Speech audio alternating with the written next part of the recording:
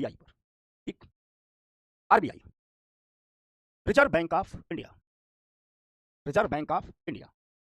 ठीक, Reserve Bank of India, RBI. ठीक है, RBI, RBI, Reserve Bank of India, Reserve Bank of India, RBI, Reserve Bank of India, RBI. RBI को अपने देश का central bank भी कहते हैं, केंद्रीय बैंक भी कहते हैं, केंद्रीय बैंक भी कहते हैं। यानी हमारे देश का सेंट्रल बैंक कौन है? आरबीआई है। दुनिया के हर देश का एक सेंट्रल बैंक होता है। अमेरिका का सेंट्रल बैंक है, उसे फेडरल बैंक कहते हैं। ब्रिटेन का सेंट्रल बैंक है, बैंक ऑफ इंग्लैंड कहते हैं। चाइना का सेंट्रल बैंक है, बैंक ऑफ चाइना कहते हैं। समझ में आ गई बात? उसी प्रकार भारत का जो सेंट्रल बैंक है उसे हम कहते हैं आरबीआई। ठीक, ठीक, उसे हम कहते हैं आरबीआई। एक सवाल है मेरे पास सभी का, वो कह रहे हैं कि सर इकोनॉमी में आजकल न्यूज से ही सवाल आ रहा है। इकोनॉमी करंट अपडेट होती है और कोई जरूरी नहीं है कि न्यूज से ही सवाल आए। न्यूज से भी सवाल आता है, उसके बेसिक से न्यूज को जोड़ के भी सवाल आता है। हम एग्जाम के लोग पढ़ रहे हैं, इस घटनाओं का संकलन है।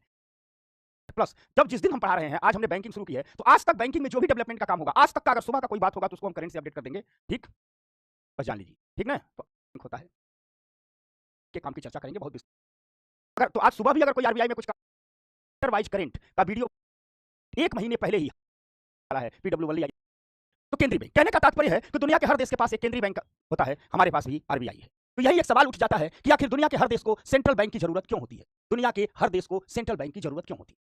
ठीक, भारत का भी आरबीआई सेंट्रल बैंक है। भारत का सेंट्रल बैंक कौन है? आरबीआई है। ठीक, इस सेंट्रल बैंक को ही हम रिजर्व बैंक ऑफ इंडिया कहते हैं, आरबीआई कहते हैं। अब एक सवाल उठाते हैं कि भारत, चलिए भाई एक इन्फॉर्मेशन हमने दे दिया कि भारत का सेंट्रल बैंक आरबीआई है, रिजर्व बैंक ऑफ इंडिया है। अब हम एक सवाल उठाते हैं कि किसी भी देश के लिए एक सेंट्रल बैंक की जरूरत क्यों होती है? किसी भी देश के लिए, ठीक, किसी भी देश के लिए सेंट्रल बैंक की जरूरत क्यों होती है? तो देखो, किसी भी देश में एक बात याद रखना, यदि किसी भी देश में आपको फाइनेंशियल स्टेबिलिटी रखनी है, वित्तीय स्थिरता रखनी, किसी भी देश में डेवलपमेंट की प्रक्रिया को आगे बढ़ाना है, तो उसके लिए जरूरी है हमेशा उस देश के भीतर जो डिमांड ऑफ मनी है, जो पैसे की मांग है, और जो सप्लाई ऑफ मनी है, जो मुद्रा की आपूर्ति है, इन दोनों पर हमेशा नियंत्रण होना है। अर्थात किसी भी देश में डिमांड ऑफ मनी और सप्लाई ऑफ मनी, जितना उस देश को पैसे की जरूरत है, करेंसी की जरूरत है, और जितनी करेंसी हम सप्लाई कर पा रहे हैं, इन दोनों पर नियंत्रण करने के लिए एक संस्थान की जरूरत होती है, एक सेंट्रल बैंक की जरूरत होती है। इसलिए दुनिया का हर देश एक सेंट्रल बैंक रखता है, ताकि उस देश की अर्थव्यवस्था में, ठीक, उस देश की अर्थव्यवस्था में हमेशा पैसे की मांग और पैसे की आपूर्ति में संतुलन बना। और यह संतुलन जरूरी होता है वित्तीय स्थिरता के लिए, डेवलपमेंट के लिए, इसीलिए हमें एक सेंट्रल बैंक की जरूरत पड़ती है। ठीक, इसीलिए हमें सेंट्रल बैंक की जरूरत पड़ती है। यानी हम, ठीक, समझना बात को, यानी अगर हम एक सवाल उठा दें, हम छोटे छोटे मुद्दों पहले बात कर रहे हैं, अगर हम सवाल उठा दें तो कहोगे ना कि गुरुजी आप कह रहे हो कि दुनिया के हर देश को सेंट्रल बैंक की जरूरत होती है। ठीक, ठीक, अगर एक सवाल उठा दें, हमने कहा कि दुनिया के हर देश को एक सेंट्रल बैंक की जरूरत होती है।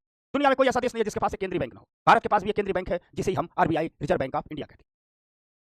तो सवाल उठता है ना कि दुनिया के हर देश को सेंट्रल बैंक की जरूरत क्यों होती है? याद रखिएगा, तो किसी भी देश की अर्थव्यवस्था में जरूरी है डिमांड ऑफ मनी और सप्लाई ऑफ मनी पर हमेशा नियंत्रण रखा जाए। इस पर नियंत्रण रखा जाए, डिमांड ऑफ मनी और सप्लाई ऑफ मनी पर हमेशा नियंत्रण रखा जाए। तो कौन नियंत्रण रखेगा? तो हम कह सकते हैं कि डिमांड ऑफ मनी और सप्लाई ऑफ मनी पर नियंत्रण हमेशा उस देश का एक केंद्रीय बैंक रखेगा।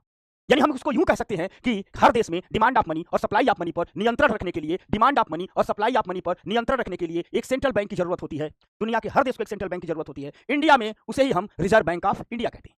इंडिया में उसी सेंट्रल बैंक को हम रिजर्व बैंक ऑफ इंडिया कहते हैं। यहां रिजर्व बैंक ऑफ इंडिया में रिजर्व शब्द का मतलब यह है, रिजर्व शब्द से आशय क्या है? तो रिजर्व बैंक ऑफ इंडिया में जो रिजर्व शब्द है, इससे आशय यह है कि भारत के सभी बैंक और स्वयं भारत सरकार, साथ साथ राज्य की भी सरकारें, सभी लोग अपना कैश, अपना पैसा हमेशा आरबीआई के पास रिजर्व रखती है, इसीलिए इसे रिजर्व बैंक ऑफ इंडिया कहा जाता है। आप लोग पूछ सकते हो ना, गुरुजी इसका नाम आरबीआई ही क्यों रखा गया, इसका नाम रिजर्व बैंक ऑफ इंडिया ही क्यों रखा गया? तो दरअसल भारत के जितने भी बैंक हैं, ये सभी अपना कैश इसी के पास रिजर्व रखते हैं। भारत की जो केंद्र की सरकार है और राज्य की सरकार है, सभी अपना कैश इसी के पास रखते हैं, इसीलिए इसे रिजर्व बैंक ऑफ इंडिया कहते हैं। इसी के पास, इसीलिए इसे रिजर्व बैंक ऑफ इंडिया कहते हैं। ठीक, समझ में आ गई बात? इसीलिए इसे रिजर्व बैंक ऑफ इंडिया कहते हैं। तो अगर हम कहें कि रिजर्व बैंक ऑफ इंडिया का नाम रिजर्व बैंक ऑफ इंडिया क्यों है, तो आप सीधे कह सकते हैं कि इसी बैंक में भारत के जितने बैंक हैं सब अपना पैसा रखते हैं, स्वयं भारत सरकार अपना सारा पैसा रखती है, स्वयं राज्य की सभी सरकारें अपना पैसा रखती हैं, इसीलिए सभी लोग अपना पैसा इसके पास रिजर्व रखते हैं, इसलिए इसे रिजर्व बैंक ऑफ इंडिया कहते हैं। अब हम बताते हैं भारत में आरबीआई की स्थापना कहां से हुई, आरबीआई का हिस्टोरिकल बैकग्राउंड क्या है, फिर एक एक काम बताते हैं और एक एक मुद्दे पर विस्तार से चर्चा करते हैं। आरबीआई की स्थापना, ठीक, ये बताते हैं, इसका हिस्टोरिकल बैकग्राउंड बताते हैं। दरअसल साल था 1926 का, बताते हैं 1926 का साल था, 19 बताते हैं, साल था 1926 का। 1926 का ब्रिटिश सरकार का काल था। ब्रिटिश सरकार ने एक कमीशन नियुक्त किया, एक कमीशन, एक आयोग नियुक्त किया। एक क्या किया? एक आयोग नियुक्त किया। यह जो आयोग नियुक्त किया, यह भारतीय मुद्रा एवं वित्त पर नियुक्त किया। भारतीय मुद्रा एवं वित्त पर नियुक्त। किस पर नियुक्त किया? भारतीय मुद्रा एवं वित्त पर एक आयोग नियुक्त किया। ठीक, 1926 में ब्रिटिश सरकार ने, ठीक, कि कमीशन जाएगा भारत में फाइनेंस, वित्त और मुद्रा की स्थितियों का अध्ययन करेगा। इस कमीशन के चीफ थे हिल्टन यंग। इसीलिए इस भारतीय मुद्रा एवं वित्त पर जो कमीशन नियुक्त किया गया था उसे हिल्टन यंग कमीशन भी कहा जाता है। उसे हिल्टन यंग कमीशन भी कहा जाता है।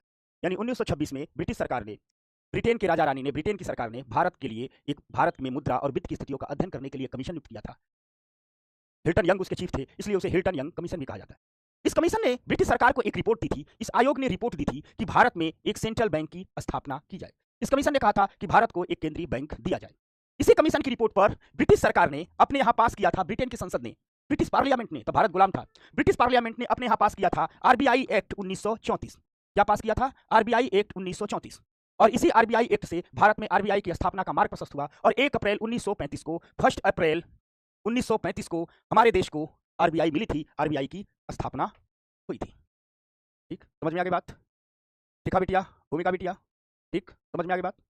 रवि भूषण, सबको मेरी बात समझ में आ रही है? कुछ बात कहना है क्या? आप लोग आपस में कुछ बात कर रहे हैं? ठीक, अच्छा, शिखा करिए, सर कहाँ कहे थे पीवाईक्यू क्वेश्चन के बारे में? अरे मैं टॉपिक पढ़ा दे रहा हूँ, पीवाईक्यू अपने आप किया करो तुम लोग। देखो, कुछ काम अपने आप करो, नहीं तो सब दूसरे से करवाने की आदत पड़ जाएगी। जब तक कुछ काम, फिर आप क्या करोगे? शोभित कई दिन से कर रहा है। यंग कमीशन आता है, या यूं कहिए कि भारतीय मुद्रा और वित्त पर ब्रिटिश सरकार द्वारा एक कमीशन बनाया जाता है जिसका चीफ है हिल्टन यंग, इसलिए इसे हिल्टन यंग कमीशन भी कहते हैं। ठीक, जो हिल्टन यंग कमीशन बनता है वही रिपोर्ट देता है कि भारत में आरबीआई की एक सेंट्रल बैंक की स्थापना की जाए, और उसी रिपोर्ट पर भारत को एक सेंट्रल बैंक मिलता है जिसे हम कहते हैं रिजर्व बैंक ऑफ इंडिया, जिसे हम कहते हैं रिजर्व बैंक ऑफ इंडिया।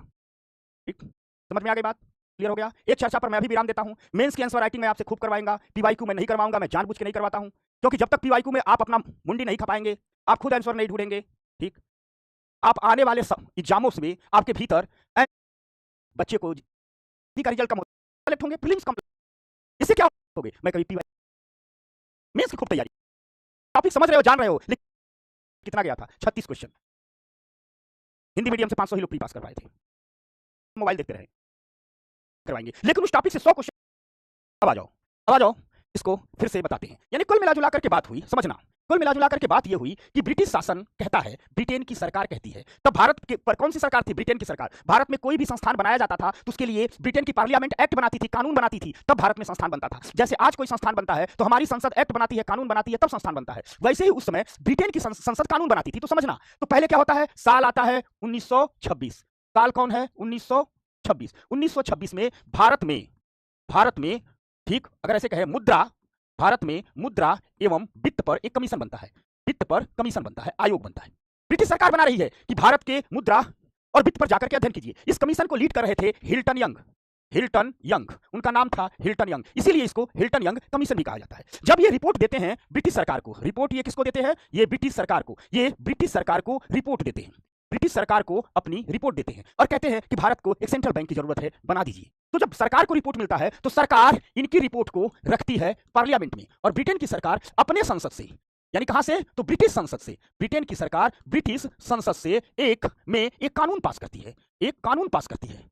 इस कानून को कहा गया आरबीआई अधिनियम 1934। आरबीआई अधिनियम 1934 एक कानून पास करती है, जिस कानून को कहा गया आरबीआई अधिनियम 1934। और जब ब्रिटेन की सरकार ने कानून पास कर दिया कि हाँ भैया भारत में आरबीआई की स्थापना कर दी जाए, तो जब आरबीआई अधिनियम, आरबीआई एक्ट 1934 पास हो गया, तो भारत में, इंडिया में, ठीक, 1 अप्रैल 1935 को आरबीआई की स्थापना कर दी गई। एकदम बात याद हो गई ना?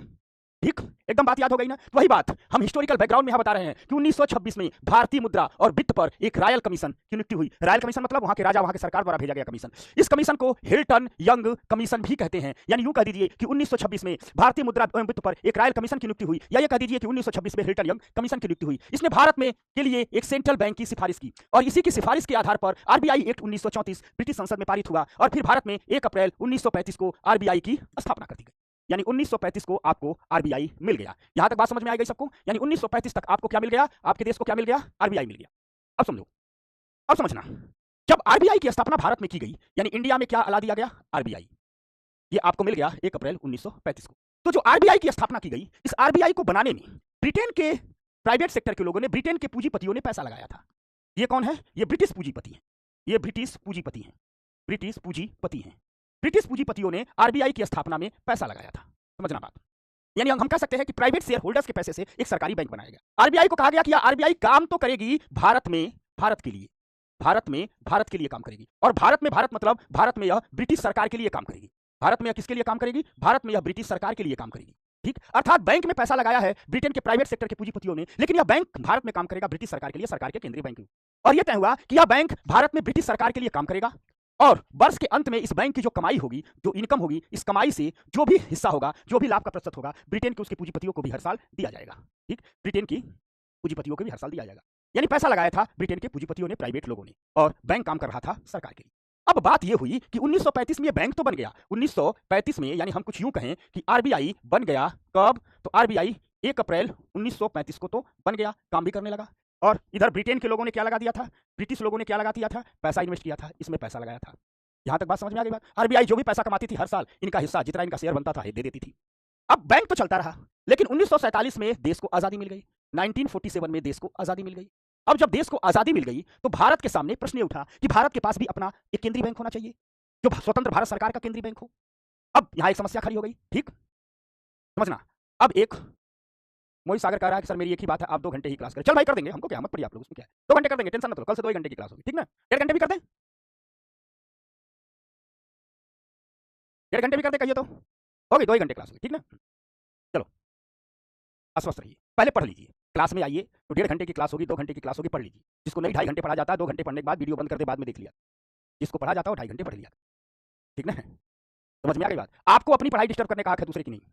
ठीक, अब चुपचाप आप लोग क्लास सुनते रहिए बहुत ध्यान से, ठीक ना? हाँ, समझिए, वो सब कुछ काम करूंगा जो मैं आपके हित में होगा, और वो कभी कोई काम नहीं करूंगा जिससे कोई आपका नुकसान हो। तो जिससे आपका हित होगा, अस्वस्थ रहिए, मैं करूंगा। ठीक, ध्यान से सुनिए। अब देखिए 1947 में देश आजाद हो जाता है, ये बेसिक समझ लीजिए, क्योंकि अभी आरबीआई के करंट अपडेट पर मैं आ रहा हूं, तुरंत एडवांस पर आ जाऊंगा। तो 1947 में जब देश आजाद होता है तो यह भी बात कही जाती है कि भैया भारत सरकार कहती है हमको भी केंद्रीय बैंक चाहिए। तो भारत सरकार ने कहा कि हमको केंद्रीय बैंक चाहिए, हम अपना बनाएंगे। इससे बढ़िया है जो ब्रिटेन का बैंक 1935 से ही या हमारे यहाँ काम कर रहा है, पूरा सिस्टम खड़ा कर दिया है, तो क्यों ना इसी बैंक को हम ले लें, जो ब्रिटिश सरकार का है, इसी को भारत सरकार ले ले। तो 1948 में भारत सरकार ने यह तय किया, इंडिया गवर्नमेंट ने यह तय किया, 1948 में इंडिया गवर्नमेंट ने, भारत सरकार ने यह तय किया कि हम आरबीआई को अपने ले लेंगे। यानी भारत सरकार ने कहा कि हमको आरबीआई दे दीजिए। तो जब भारत सरकार ने कहा कि हम आरबीआई ले रहे हैं, तो ब्रिटेन के पूंजीपतियों ने कहा कि भैया जब आप आरबीआई अपने सरकारी नियंत्रण में ले रहे हैं, तो जो हमने पैसा लगाया है आरबीआई में, हमारा पैसा वापस करें। तो 1948 में भारत सरकार ने ब्रिटेन के पूंजीपतियों को, भारत सरकार ने इस ब्रिटिश पूंजीपतियों को पैसा लौटा दिया। क्या लौटा दिया? पैसा लौटा दिया, और आरबीआई पर भारत सरकार का अधिकार हो गया। ये भारत सरकार ने जो आरबीआई को लिया और जो पैसा लौटाया, इसके लिए भारत की संसद में एक बिल पास किया गया था, एक प्रस्ताव लाया गया था। उस प्रस्ताव को हम कहते हैं, उस प्रस्ताव का नाम है कि सरकारी स्वामित्व में स्थानांतरण अधिनियम 1948। यानी 1948 में भारत की आरबीआई ने, 1948 में भारत सरकार ने अपनी संसद में एक बिल लाया, ठीक, जिसका नाम है सरकारी स्वामित्व में स्थानांतरण अधिनियम 1948। और इसी अधिनियम द्वारा भारत सरकार ने तय कर दिया कि हम ब्रिटेन के जो प्राइवेट शेयर होल्डर्स हैं उनको उचित प्रतिपूर्ति देंगे, यानी जो उनका पैसा लगा है वापस करेंगे और आरबीआई को अपने नियंत्रण में ले लेंगे। तो 48 में जो बिल पास हुआ, पैसा देने में 2-3 महीना लगा, भारत सरकार ने पैसा ब्रिटेन के पूंजीपतियों का चुका दिया, और इस प्रकार आरबीआई भारत सरकार की अपनी हो गई। वो 1 जनवरी 1949 को सारे डॉक्यूमेंट भारत सरकार को ट्रांसफर हो गए। इसीलिए कहा जाता है कि 1 जनवरी 1949 को जब आरबीआई भारत सरकार की हो गई, यानी भारत राष्ट्र की हो गई, तो भारत सरकार ने घोषित कर दिया कि हम आरबीआई का राष्ट्रीयकरण कर दे रहे हैं, अर्थात आरबीआई को भारत सरकार की संपत्ति घोषित कर दे रहे हैं। और आरबीआई का 1 जनवरी 1949 को राष्ट्रीयकरण हो गया, ठीक, और आरबीआई भारत सरकार का एक बैंक बन। ये कहानी है आरबीआई की। यानी जो आरबीआई 1 अप्रैल 1935 को बनता है, ठीक, वही आरबीआई यहां बना था ब्रिटिश सरकार के नियंत्रण वाले बैंक में के रूप में, वही आरबीआई का राष्ट्रीयकरण हो जाता है 1 जनवरी 1949 को, और 1 जनवरी 1949 से यह इंडिया गवर्नमेंट का बैंक बन जाता है, भारत सरकार का बैंक बन जाता है। यह कहानी रही स्थापना की, एक बैकग्राउंड जरूरी था। अब सीधे आते हैं मुद्दे पर, ठीक, कि आखिर ये आरबीआई करता क्या है, इस आरबीआई के काम क्या है, इसके फंक्शन क्या क्या है। तो बहुत ज्यादा इसमें मैं चित्र बनाऊंगा, आरबीआई के फंक्शन क्या है। आरबीआई इतने काम करता है, ये सभी एक एक प्रकार के चैप्टर जैसे मैं आपको समझ। आरबीआई का जो पहला काम है, जो सबसे जरूरी काम है, जो सबसे बड़ा काम है, 1-2 क्लास इसको पढ़ेंगे, वो है मौद्रिक नीतियां बनाना, मॉनेटरी पॉलिसी बनाना। आरबीआई का जो सबसे बड़ा काम है, जो सबसे जरूरी काम है, वो है मौद्रिक नीतियां बनाना, अर्थात आरबीआई आपके देश के लिए मौद्रिक नीतियों को बनाता है। इसके साथ साथ आरबीआई करेंसी नोटों का निर्गमन भी करता है, इश्यूज ऑफ करेंसी नोट, अर्थात नोट छाप करके सरकार को देता है। इसको कहते हैं करेंसी का निर्गमन करना। तो आरबीआई नोटों की छपाई भी करता है। आरबीआई सरकार के बैंकर के रूप में भी काम करता है। आरबीआई बैंकों के बैंक के रूप में भी काम करता है। आरबीआई को अंतिम उपाय का ऋणदाता कहा जाता है, लेंडर ऑफ लास्ट रिजॉर्ट कहा जाता है। कोई भी बैंक जब एकदम बर्बाद होने लगता है तो भी आरबीआई उसको बचाने की पहल करता है। आरबीआई बैंकिंग क्षेत्र का पर्यवेक्षण भी करता है, जांच करता रहता है, रिपोर्ट लेते रहता है। साथ साथ देश का जो विदेशी मुद्रा भंडार है उसका भी प्रबंधन, विदेशी मुद्रा भंडार का प्रबंधन आरबीआई करता है, अपने ही पास रखता है। देश का जो सोने का भंडार है उसका भी प्रबंधन आरबीआई करता है। इतने आरबीआई के काम है। इसको हमने पॉइंट वाइज इसलिए लिखा कि अब एक एक को हम विस्तार से पढ़ेंगे। तो सबसे पहला जो आरबीआई का काम है मॉनेटरी पॉलिसी, मौद्रिक नीतियां बनाना। अब हम इस पर विस्तार से चर्चा करने जा रहे हैं। तो अब हम पढ़ेंगे आरबीआई की मॉनेटरी पॉलिसी। ठीक, अब हम पढ़ेंगे आरबीआई की मॉनेटरी पॉलिसी। अभी हम किसी बैंक के बारे में नहीं बात करेंगे, सिर्फ आरबीआई की बात करेंगे। हमने बताया ना कि हम जब आरबीआई चैप्टर खत्म लेंगे तब बैंकिंग पर आएंगे, तब एक एक बैंक की बात करेंगे, सब बैंक बताएंगे। ठीक, क्लियर हो गया? समझ में आ गई बात? अंशिका, श्वेता, त्रिवेदी कुमार, बताइए क्या बता रहे हो वापस में तुम? ठीक, मॉनेटरी पॉलिसी, मौद्रिक नीतियां, मौद्रिक नीतियां, मॉनेटरी पॉलिसी। यहां तक समझ में आ गई होगी। अब कुछ पूछना हो तो हमसे पूछ लो। आगे जब मौद्रिक नीति में आएंगे सिर्फ वहीं पर रहेंगे, डिस्टर्ब नहीं करना। टॉपिक के बीच में कोई बात नहीं। अच्छा, एक पूछ रहा, देखो इकोनॉमी का जब आंसर लिखिए, इकोनॉमी और साइंस टेक का, तो जो तकनीकी वर्ड है उनको आप अंग्रेजी में लिख सकते हैं। यूपीएससी छूट देती है 2 सब्जेक्ट। एक बच्चे ने पूछा तो बता दे रहा हूं। यहां तक एकदम क्लियर हो गया, आश्वस्त हो गया, ठीक, एकदम याद हो गया, समझ में आ गया, भूलोगा तो नहीं तू लोग। तनिष्का की क्लास के बाद क्या योगदान है बैंक? ये योगदान है। इसे आरबीआई की मौद्रिक नीति भी कहते हैं। क्या है आरबीआई की मौद्रिक नीति, इस पर चर्चा करते हैं। ठीक ना?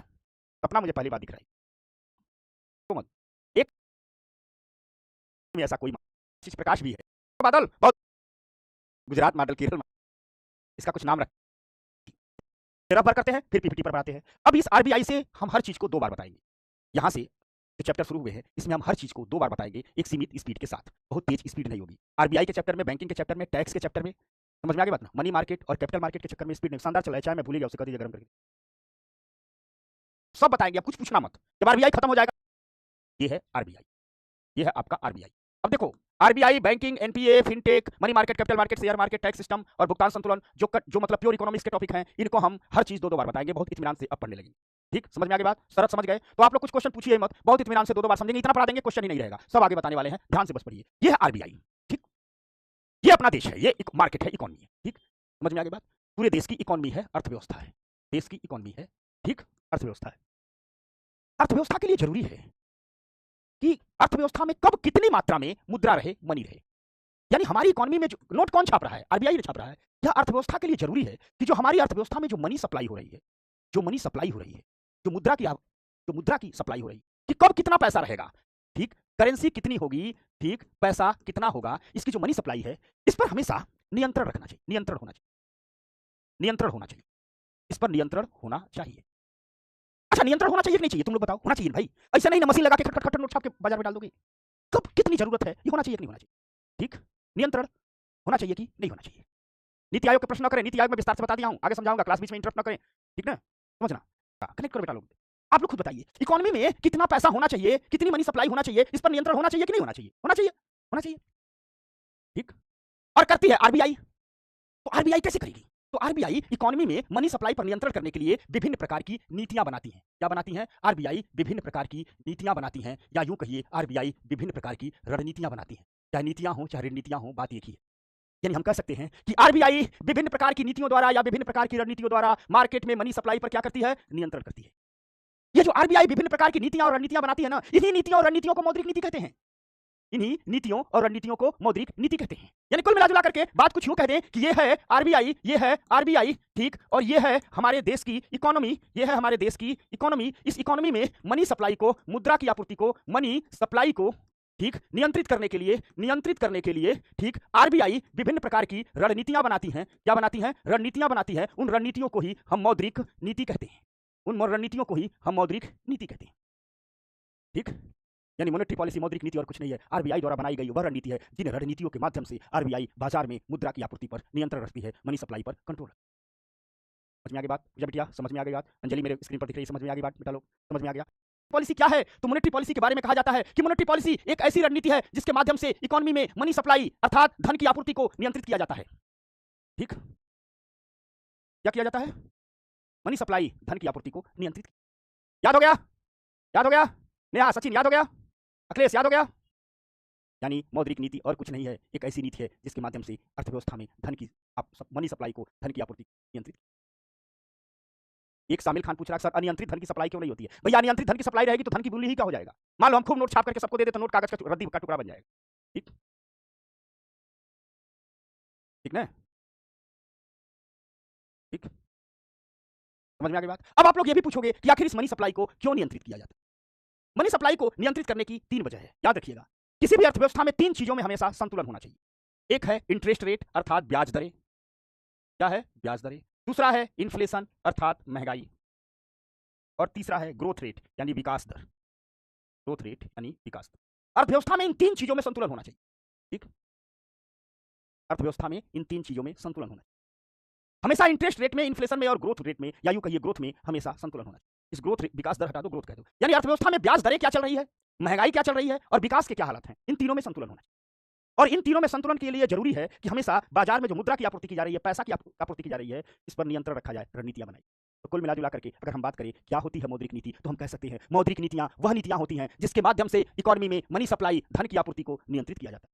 आप कहोगे धन की आपूर्ति को क्यों नियंत्रित किया जाता है? तो अर्थव्यवस्था में ब्याज दरें, महंगाई और विकास, इन तीनों के बीच एक संतुलन बनाने के लिए ही धन की सप्लाई को नियंत्रित, धन की सप्लाई को नियंत्रित। समझ में आ गया बेटा लोग? ठीक, समझ में आ गया बेटा लोग? बच्चा पार्टी बताए। तो बात तो उठ गई कि चलिए भाई मौद्रिक नीति क्या है, तो हम कह देंगे कि यह जो आरबीआई और कुछ नहीं, बाजार में पैसे की आपूर्ति को नियंत्रित करने के लिए ठीक जो रणनीति अपनाती है उसे ही मॉनेटरी पॉलिसी है। ठीक, यानी तो समझ गए आप लोग, मॉनेटरी पॉलिसी जिंदगी में कभी भूलेगा तो नहीं। ठीक, जिंदगी में कभी भूलेगा तो नहीं, मॉनेटरी पॉलिसी कभी भूलेगी तो नहीं, मौद्रिक नीति कभी भूलेगी तो नहीं। तो आरबीआई जिन जिन तरीकों से बाजार में धन को, पैसे की आपूर्ति को नियंत्रित करती है, आरबीआई जिन जिन रणनीतियों से पैसे की आपूर्ति को नियंत्रित करती है, वो सभी मौद्रिक नीतियां कहलाती हैं। कभी तो नहीं बोलोगे आप लोग, इसीलिए एक बात को 5 बार चला रहा हूं। ठीक ना? अब देखो जो मॉनेटरी पॉलिसी होती है यह 2 प्रकार की, यह 2 प्रकार की। ठीक, 2 प्रकार की। एक को कहते हैं विस्तारवादी, एक को कहते हैं विस्तारवादी नीति, और दूसरे को कहते हैं संकुचनशील। दूसरे को क्या कहते हैं? संकुचन।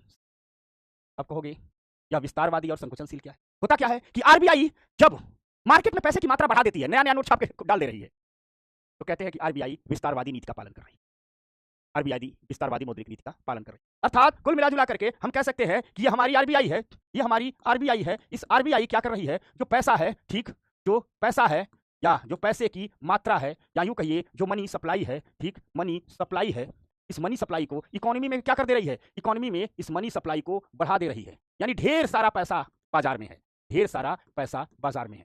यानी आरबीआई जब मनी सप्लाई को बढ़ा दे रही है तो हम कहते हैं आरबीआई विस्तारवादी मौद्रिक नीति का पालन कर रही है। हम कहते हैं आरबीआई विस्तारवादी मौद्रिक नीति का पालन कर रही है।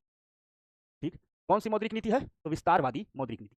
और जब इसके उल्टा हो जाता है, मान लीजिए आरबीआई है, ये आपकी आरबीआई है, यह आपकी आरबीआई है, और मान लीजिए यह आपकी आरबीआई कहती है कि नहीं, हम मार्केट में जो पैसा है उसको कम करेंगे, जो मनी सप्लाई, अब ये मत पूछना कैसे कम करेंगे, ये आगे बताएंगे। जो आरबीआई कहती है मार्केट में जो मनी सप्लाई है, पैसे की मात्रा हमारी इकोनॉमी में, यहाँ पैसे की आपूर्ति को कम करेंगे। ठीक, पैसे की मात्रा को कम करेंगे, बहुत ज्यादा पैसे की मात्रा कम करेंगे। तो जब पैसे की मात्रा कम करती है तो हम कहते हैं कि आरबीआई संकुचनशील नीति का पालन कर रही है।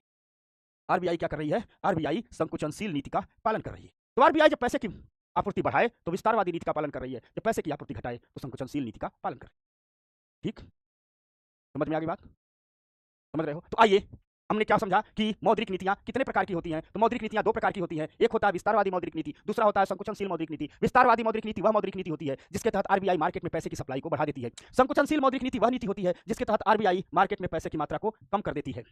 तो मॉनेटरी पॉलिसी 2 प्रकार की होती है। देख लीजिए आपके लिए अब कितनी मेहनत की जा रही है, हर चीज को 3-3 बार बता रहा हूं, क्योंकि इन्हीं टॉपिक से लोग डरते हैं, कहते हैं इकोनॉमी कठिन है। मेरे क्लास में रहोगे यही याद हो जाएगा। तो आरबीआई कहती है कि हमारी जो मॉनेटरी पॉलिसी है वह 2 प्रकार की होती है। यानी मौद्रिक नीतियां कितने प्रकार की होती हैं? 2 प्रकार की होती हैं। एक को कहते हैं विस्तारवादी मौद्रिक नीति, एक्सपेंशनरी मौद्रिक नीति, दूसरे को कहते हैं संकुचनशील मौद्रिक नीति, कॉन्ट्रैक्शनरी मौद्रिक नीति। विस्तारवादी मौद्रिक नीति में इकोनॉमी में मनी सप्लाई को बढ़ा दिया जाता है, यानी मनी सप्लाई को क्या कर देते हैं? बढ़ा देते हैं, पैसे की मात्रा को बढ़ा देते हैं। इसे चीप मनी पॉलिसी भी कहते हैं, सस्ते धन की नीति भी कहा जाता है।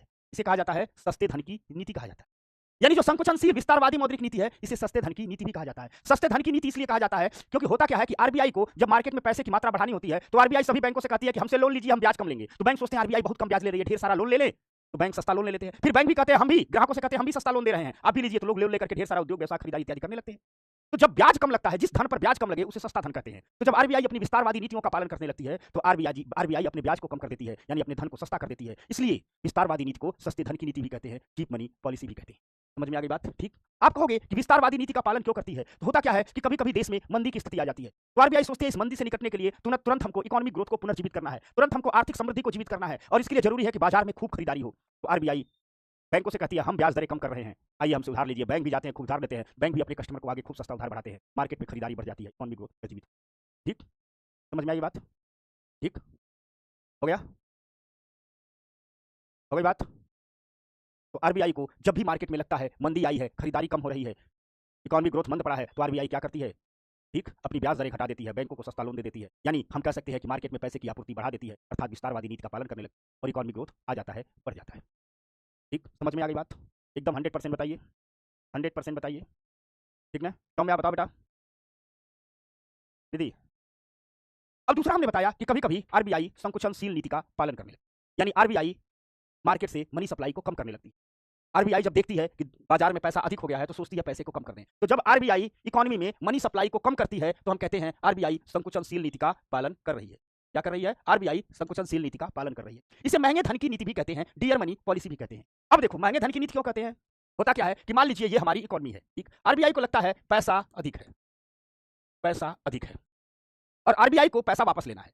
आरबीआई कहती है लोगों के पास लगता है पैसा अधिक है, बैंक बहुत पैसा बांट रहे हैं, तो आरबीआई क्या कहती है? आरबीआई कहती है कि जो हमें पैसा देगा, आरबीआई कहती है उसको हम ब्याज ज्यादा देंगे, यानी आरबीआई अपना ब्याज दर बढ़ा देती है। और जब आरबीआई अपना ब्याज दर बढ़ाती है तो बैंक बड़े लालची होते हैं। ये बैंक कहते हैं कि हम लोगों को लोन क्यों दें, लोगों से अच्छा पैसा तो हमको आरबीआई दे रही है। तो बैंक अपना पैसा आरबीआई में जमा करने लगते हैं, लोगों को लोन देना कम कर देते हैं। तो बैंक जब अपना सारा पैसा आरबीआई को जमा करने लगेंगे तो मार्केट में पैसा क्या हो जाएगा? अपने आप कम हो जाएगा, कम हो जाएगा। यानी आरबीआई ने क्या किया? अपनी नीतियां बदल दी, ब्याज दरें बढ़ा दिया। आरबीआई कह रही है जो लोग हमको उधार देंगे उसको हम ज्यादा ब्याज देंगे, अर्थात जो भी आरबीआई को पैसा देगा उसको ज्यादा ब्याज मिलेगा, यानी आरबीआई ज्यादा ब्याज दे रही है, इसलिए इसे महंगे धन की नीति भी कहा जाता है। ठीक, इसलिए इसे महंगे धन की नीति भी कहा जाता है। ठीक, डियर मनी पॉलिसी का। यह तब आरबीआई कहती है जब महंगाई को रोकना होता है, महंगाई को रोकना होता है। आरबीआई देखती है कि मार्केट में पैसा अधिक हो गया है, उसकी तुलना में वस्तुएं कम हो गई हैं, तो जाहिर सी बात है पैसा अधिक हो जाएगा, वस्तुएं कम हो जाएंगी, तो आरबीआई कहेगी रोकते हैं इस महंगाई, तो मार्केट में पैसा अधिक है इस पैसे को ही कम कर देते हैं। तो आरबीआई संकुचनशील मौद्रिक नीति का पालन करने लगती है, महंगे धन की नीति का पालन करने लगती है और मार्केट से पैसा उठा लेती है। समझ में आ गई बात? क्लियर हो गया? तो आइए हम पुनः, अब देखो हर चीज को 3 बार बता रहे हैं नहीं बता रहे हैं? बताइए आप लोग, हर चीज को हम 3 बार बता रहे हैं कि नहीं बता रहे हैं? यानी अगर हम निष्कर्ष के रूप में देखें, अगर हम निष्कर्ष के रूप में देखें कि कंक्लूजन क्या है, निष्कर्ष क्या है, तो सीधे सीधे सीधे हम कुछ कह सकते हैं, एकदम आपकी जुबान पर, आपकी आत्मा में प्रवेश करते हैं। अगर हम बात करें कि मॉनेटरी पॉलिसी क्या है, तो हम यहाँ से एक बार तुरंत आपको शॉर्ट रिवाइज करा देते हैं 1 मिनट में। क्या है मॉनेटरी पॉलिसी? तो हम कह सकते हैं ऐसी रणनीति जिसके माध्यम से इकोनॉमी में मनी सप्लाई या धन की आपूर्ति को नियंत्रित किया जाता है, इसे मॉनेटरी पॉलिसी कहते हैं। आखिर मनी सप्लाई को क्यों नियंत्रित किया जाता है? तो इसलिए नियंत्रित किया जाता है कि इंटरेस्ट रेट, इन्फ्लेशन और ग्रोथ, अर्थात ब्याज दरें, महंगाई और समृद्धि के बीच हमेशा संतुलन बना रहे, इसीलिए नियंत्रित किया जाता है। ठीक, जो मॉनेटरी पॉलिसी होती है यह 2 प्रकार की होती है, 2 टाइप की होती है। 2 प्रकार की मॉनेटरी पॉलिसी होती है। एक को कहते हैं विस्तारवादी मौद्रिक नीति, दूसरे को कहते हैं कॉन्ट्रैक्शनरी या संकुचनशील मौद्रिक नीति। विस्तारवादी मौद्रिक नीति के तहत इकोनॉमी में मनी सप्लाई को बढ़ा दिया जाता है, इसे चीप मनी पॉलिसी भी कहते हैं, सस्ते धन की नीति भी कहते हैं। यह तब किया जाता है जब इकोनॉमिक ग्रोथ को पुनर्जीवित किया जाता है। दूसरा है संकुचनशील मौद्रिक नीति, इसमें इकोनॉमी में मनी सप्लाई को कम किया जाता है, इसे महंगे धन की नीति भी कहते हैं, डियर मनी पॉलिसी भी कहते हैं। इसका उपयोग महंगाई को रोकने में किया जाता है। अब इतना भी बताने के बाद जिसको कंफ्यूजन रह जाए, जिसको याद ना हो, के लिए हम क्या कर सकते हैं? आप ही हमसे बता दीजिए। पुनीत, अश्विन, ठीक, मोहम्मद सोहरब, अजय, साक्षी। अब इतना बार बताने के बाद भी अगर किसी को चीजें याद ना हो, किसी के लिए इकोनॉमी दूर रहे, किसी की बेहतर पढ़ाई ना हो, बेहतर तैयारी ना हो, तो उसके लिए अब अलग से क्या करें ये भी हमको बता दीजिए। हमने आपसे वादा किया था, संकल्प लेकर के आपके संकल्प बैच में आए थे कि इस इकोनॉमी की क्लास को वर्ल्ड बेस्ट क्लास बना देंगे। कहा था आपसे, हम अपनी जुबान के बड़े पक्के हैं और इसके लिए जितनी हमें ताकत लगानी है लगा देंगे। आप अपना सहयोग तो दीजिए। ठीक, ठीक, बस यही करना होगा। जितनी ताकत मैं लगा सकता हूं मैं लगा दूं और जितनी ताकत आप लगा सकते हैं आप लगा दीजिए, बस आपका विकास हो जाएगा। आपका विकास का मतलब समाज का विकास, देश का विकास। याद रखिए हम पीडब्ल्यू वाले लोग हैं और हमारे पीडब्ल्यू का अंतिम जो ध्येय होता है वह युवा होता है, राष्ट्र होता है। हमारे लिए युवा प्रथम है, हमारे लिए राष्ट्र प्रथम है और इसीलिए हम हर क्लास को में अपने आप अपनी जी जान को डाल देते। इसके बाद भी अगर कुछ करना हो बताइए, वो भी कर देंगे। ठीक ना? एक बड़ी बढ़िया लिखा है, एक फैलाव वाली नीति, एक सिकुड़ने वाली नीति। हाँ, एक में पैसा दे रहा है, एक में पैसा ले रहा है। ठीक, एक कह रहा है गाजर का हलवा बन गया, लो ही है।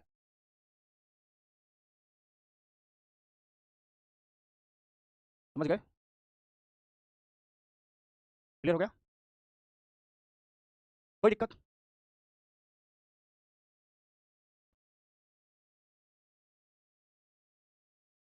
अब बात कुछ उपकरणों का विकास करती है, कुछ टूल्स का विकास करती है, जिसे वो मौद्रिक नीति के उपकरण कहती है। आखिर भाई आरबीआई तो वहां बैठी है, कैसे पैसा घटेगा, कैसे पैसा बढ़ेगा, कब जनता तक पैसा पहुंचाना है, कब बैंक तक पैसा पहुंचाना है, इसके लिए आरबीआई कुछ जुगाड़ लगाती है, जिसे आरबीआई जुगाड़ शब्द न देकर के उपकरण शब्द देती है। आरबीआई कहती है कि हम मॉनेटरी पॉलिसी को लागू करने के लिए हम कुछ उपकरणों का इस्तेमाल करते हैं, जिसे कहा जाता है मौद्रिक नीतियों के उपकरण या टूल्स ऑफ मॉनेटरी पॉलिसी। ठीक, तो आरबीआई कहती है हम कुछ टूल्स का उपयोग करते हैं, जिसे कहा जाता है टूल्स ऑफ मॉनेटरी पॉलिसी, मौद्रिक नीति के उपकरण। ठीक, तो आइए बात करते हैं टूल्स ऑफ मॉनेटरी पॉलिसी के। धीरे धीरे अब आपको आगे की ओर हम ले जा रहे हैं। आरबीआई कहती है कि जो हमारे मौद्रिक नीति के उपकरण हैं वो दो प्रकार के। आरबीआई कहती है कि जो हमारे मौद्रिक नीति के उपकरण हैं वह कितने प्रकार के हैं, वह दो प्रकार के हैं। एक को कहती है आरबीआई क्वांटिटेटिव टूल्स अर्थात गुणात्मक उपकरण, एक को आरबीआई कहती है क्वांटिटेटिव टूल्स अर्थात गुणात्मक उपकरण, सॉरी मात्रात्मक उपकरण, और दूसरे को आरबीआई कहती है क्वालिटेटिव टूल्स अर्थात गुणात्मक उपकरण। यानी आरबीआई अपनी मौद्रिक नीतियों को दो उपकरणों के सहारे, दो टूल्स के सहारे संचालित करती है। ठीक, एक को कहती है क्वांटिटेटिव टूल्स यानी मात्रात्मक उपकरण, दूसरे को कहती है क्वालिटेटिव टूल्स यानी गुणात्मक। ये दो प्रकार के उपकरण हैं, इन्हें मॉनेटरी पॉलिसी के टूल्स कहा जाता है। इन्हीं के आधार पर आरबीआई अपनी नीतियों का संचालन करती है। जब आरबीआई अपने जो मात्रात्मक उपकरण हैं उनमें इतनी चीजों को रखती है, उसमें रखती है आरबीआई रेपो रेट को, रिवर्स रेपो रेट को, टर्म रेपो, वीआरआर, अभी आपने किसी किताब में नहीं देखा होगा, दोनों नया नया है। ठीक ना, तो आरबीआई रेपो रेट का संचालन करती है, आरबीआई रिवर्स रेपो रेट का संचालन करती है, आरबीआई ने टर्म रेपो रेट और वीआरआर का शुरुआत की है, आरबीआई बैंक रेट का संचालन करती है, आरबीआई एमएसएफ का संचालन करती है, आरबीआई सीआरआर का संचालन करती है, आरबीआई एसएलआर का संचालन करती है, आरबीआई ओपन मार्केट ऑपरेशन को चलाती है, आरबीआई एलटीआरओ चलाना शुरू। ठीक, ये सब के सब मात्रात्मक उपकरण है, इतना ही चलाती है, जिसमें अभी कई चीजें तो आपकी किताबों में भी नहीं आई, जैसे टर्म रेपो, वीआरआर अभी किताबों में नहीं आया। ठीक, समझ में आ गई बात। तो आरबीआई अपने मात्रात्मक उपकरणों में, अब इन्हीं से समझ जाओगे कि कैसे संकुचनशील है, कैसे विस्तारवादी है। अर्थात आरबीआई अपनी मौद्रिक नीतियों को लागू करने के लिए टूल्स का निर्माण करती है, उपकरणों का निर्माण करती है। ठीक, समझ में आ गई बात। एक पूछ रहा है ये क्या है, अभी सब समझ जाओगे, यही तो इकोनॉमी है। अभी इन सबको एक एक को विस्तार से बताएंगे, यही तो इकोनॉमी है। यानी आरबीआई के जो मात्रात्मक उपकरण है, मात्रात्मक उपकरणों में क्या क्या आता है, रेपो रेट आता है, रिवर्स रेपो रेट आता है, टर्म रेपो आता है, वीआरआर आता है, बैंक रेट आता है, एमएसएफ आता है, सीआरआर आता है, एसएलआर आता है, ओपन मार्केट ऑपरेशन आता है, एलटीआरओ आता है, एलटीआरओ भी तीन प्रकार का हो गया है, टीएलटीआरओ, एसएलटीआरओ। ठीक, ये सब आता है। ठीक, समझ गए, अश्विन समझ गया, वाह वाह अश्विन, धन्यवाद। ठीक, अभी मैं कुछ दिन के लिए आ जाए। ठीक ना, जो उपकरणों का निर्माण करती है उसमें दो प्रकार के उपकरण है, मात्रात्मक उपकरण और गुणात्मक उपकरण। अपने मात्रात्मक उपकरणों में आरबीआई अब इन्हीं को जब समझाएंगे ना तो बार बार पूछ करेंगे कि कब विस्तारवादी हो जा रहा है, कब संकुचनशील हो रहा है, कैसे महंगाई कम हो जा रही है, कैसे ग्रोथ आ रही है, इनसे पीछे वाला लिंक होगा। अर्थात हम कह सकते हैं कि आरबीआई दो प्रकार के उपकरणों का निर्माण करती है, एक को मात्रात्मक उपकरण कहते हैं, दूसरे को गुणात्मक उपकरण कहते हैं। मात्रात्मक उपकरणों में शामिल है repo rate, reverse repo rate, term repo, VRR, ये तो अभी आप लोग नाम सुन रहे होंगे, अभी किताबें नहीं लिखी हैं। ठीक, बैंक रेट, एमएसएफ है, सीआरआर है, एसएलआर है, ओपन मार्केट ऑपरेशन, एलटीआरओ, ये सारा चीजें है। समझ में आ गई बात। गुणात्मक उपकरणों में है शाख नियंत्रण, मार्जिन आवश्यकताएं, नैतिक बाध्यताएं, विभेदक ब्याज दर, प्रत्यक्ष कार्रवाई, ये सारे के सारे गुणात्मक उपकरणों में। यानी एक सवाल अगर बने, पूछा जाता है कि इनमें से कौन मात्रात्मक उपकरण है, कौन गुणात्मक उपकरण है, तो जान लीजिएगा मात्रात्मक उपकरणों में शामिल है repo rate, reverse repo rate, term repo, VRR, bank rate, ये सब मात्रात्मक उपकरण है और ये सब गुणात्मक उपकरण है। तो एक लिस्ट हमें बना दी कि कौन मात्रात्मक उपकरण है, कौन गुणात्मक। अब इनमें एक एक पर विस्तार से चर्चा होगी, इनमें एक एक पर विस्तार से चर्चा होगी। ठीक, समझ में आ गई बात, इनमें एक एक से विस्तार से चर्चा होगी। ला जाओ अंकित बेटा, बात समझ में आ गई बात, धन्यवाद। चलो अब इन पर विस्तार से चर्चा होगी, अंकित कुशवाहा। ठीक, इन पर विस्तार से चर्चा होगी। अरे अरे इसका गुस्सा रहा है भाई, अब इनमें सब पर विस्तार से चर्चा करेंगे, सबका नाम बताएंगे। यहाँ एक लिस्ट इसलिए बता दिए कि ये मात्रात्मक, अच्छा आप लोग धैर्य बहुत जल्दी खोते हो, ये मात्रात्मक, क्योंकि एक सवाल आता है कि कौन मात्रात्मक उपकरण है, कौन गुणात्मक उपकरण है। अब सब पर विस्तार से चर्चा करेंगे तो सबका वही फूल मारवाएगा। एमएसएफ का हो जाएगा मार्जिनल स्टैंडिंग फैसिलिटी, सीआरआर का हो जाएगा कैश रिजर्व रेशियो, एसएलआर का हो जाएगा स्ट्रक्चरल लिक्विडिटी रेशियो, सब पर विस्तार से चर्चा होगी। ये एक लिस्ट बना दे, क्योंकि एक सवाल पूछा जाता है कौन मात्रात्मक कौन गुणात्मक। अब हमें पहले बता दिए कि ये हैं जिन्हें हमें विस्तार से पढ़ना है, यही मौद्रिक नीतियां हैं। ठीक, ठीक है, हिमांशु, पूजा, चला चला कोई शानदार, बताओ बेटा लोग, तो कुछ चाय पी लेने दो।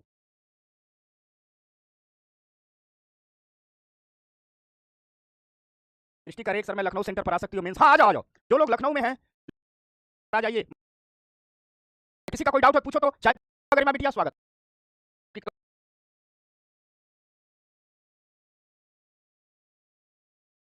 समझ में आ गया, अभी बताऊंगा कौन सी नीति का पालन हो रहा है। जब ब्याज दरें बढ़ा दे तो मतलब संकुचनशील, जब ब्याज दरें घटा दे तो विस्तारवादी। अभी आरबीआई ने ब्याज दरें बढ़ाया हुआ है, इसलिए अभी संकुचनशील नीति का पालन हो रहा है।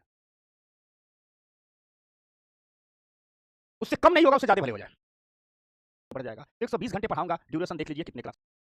प्रशांत कुमार क्या पूछ रहे हैं बेटा लोग, आपके कमेंट में गए। अब आइए पढ़ते हैं। यानी मात्रात्मक उपकरण होते हैं, गुणात्मक उपकरण होते हैं। ये रहे आपके मात्रात्मक उपकरण, एक रहे गुणात्मक उपकरण। तो पहले मात्रात्मक तो पढ़ते हैं। पहला रेपो रेट की शुरुआत करते हैं। इनमें सबको बहुत विस्तार से मैं आपको समझाने वाला हूं और आपका कोई कमेंट अब मैं देखने वाला नहीं हूं थोड़ी देर। तो रेपो रेट देखो, आपके लिए चित्र भी बनाया हमने, रेपो रेट। ठीक, अब देखना आपको यही चुटकियों में काला जादू करके आपको याद करा दूंगा। ठीक, आदर्श पूछ रहा है जब संकुचनशील है तो मंगाए क्यों? अरे बुर्बक, हाथ जोड़ के कह रहा हूं, यही बातें अब समझाने जा रहा हूं। अब आने वाले 2 घंटे आज भी और कल भी 1 डेढ़ घंटे संकुचनशील विस्तारवादी ही पूरा समझाऊंगा, तो अपने आप समझ जाओगे सरकार जो बात आगे समझाने वाला हूं। तो काहे परेशान हो? पेशेंस पेशेंस पेशेंस, थोड़ा धैर्य रखो आप लोग। जब मौद्रिक नीति खत्म करूंगा तो खुद ही बता दोगे कि हाँ समझ में आ गया सब। यही तो आप समझाने जा रहा हूं ना भाई, समझना। चुपचाप समझो सारे लोग, चुपचाप समझो।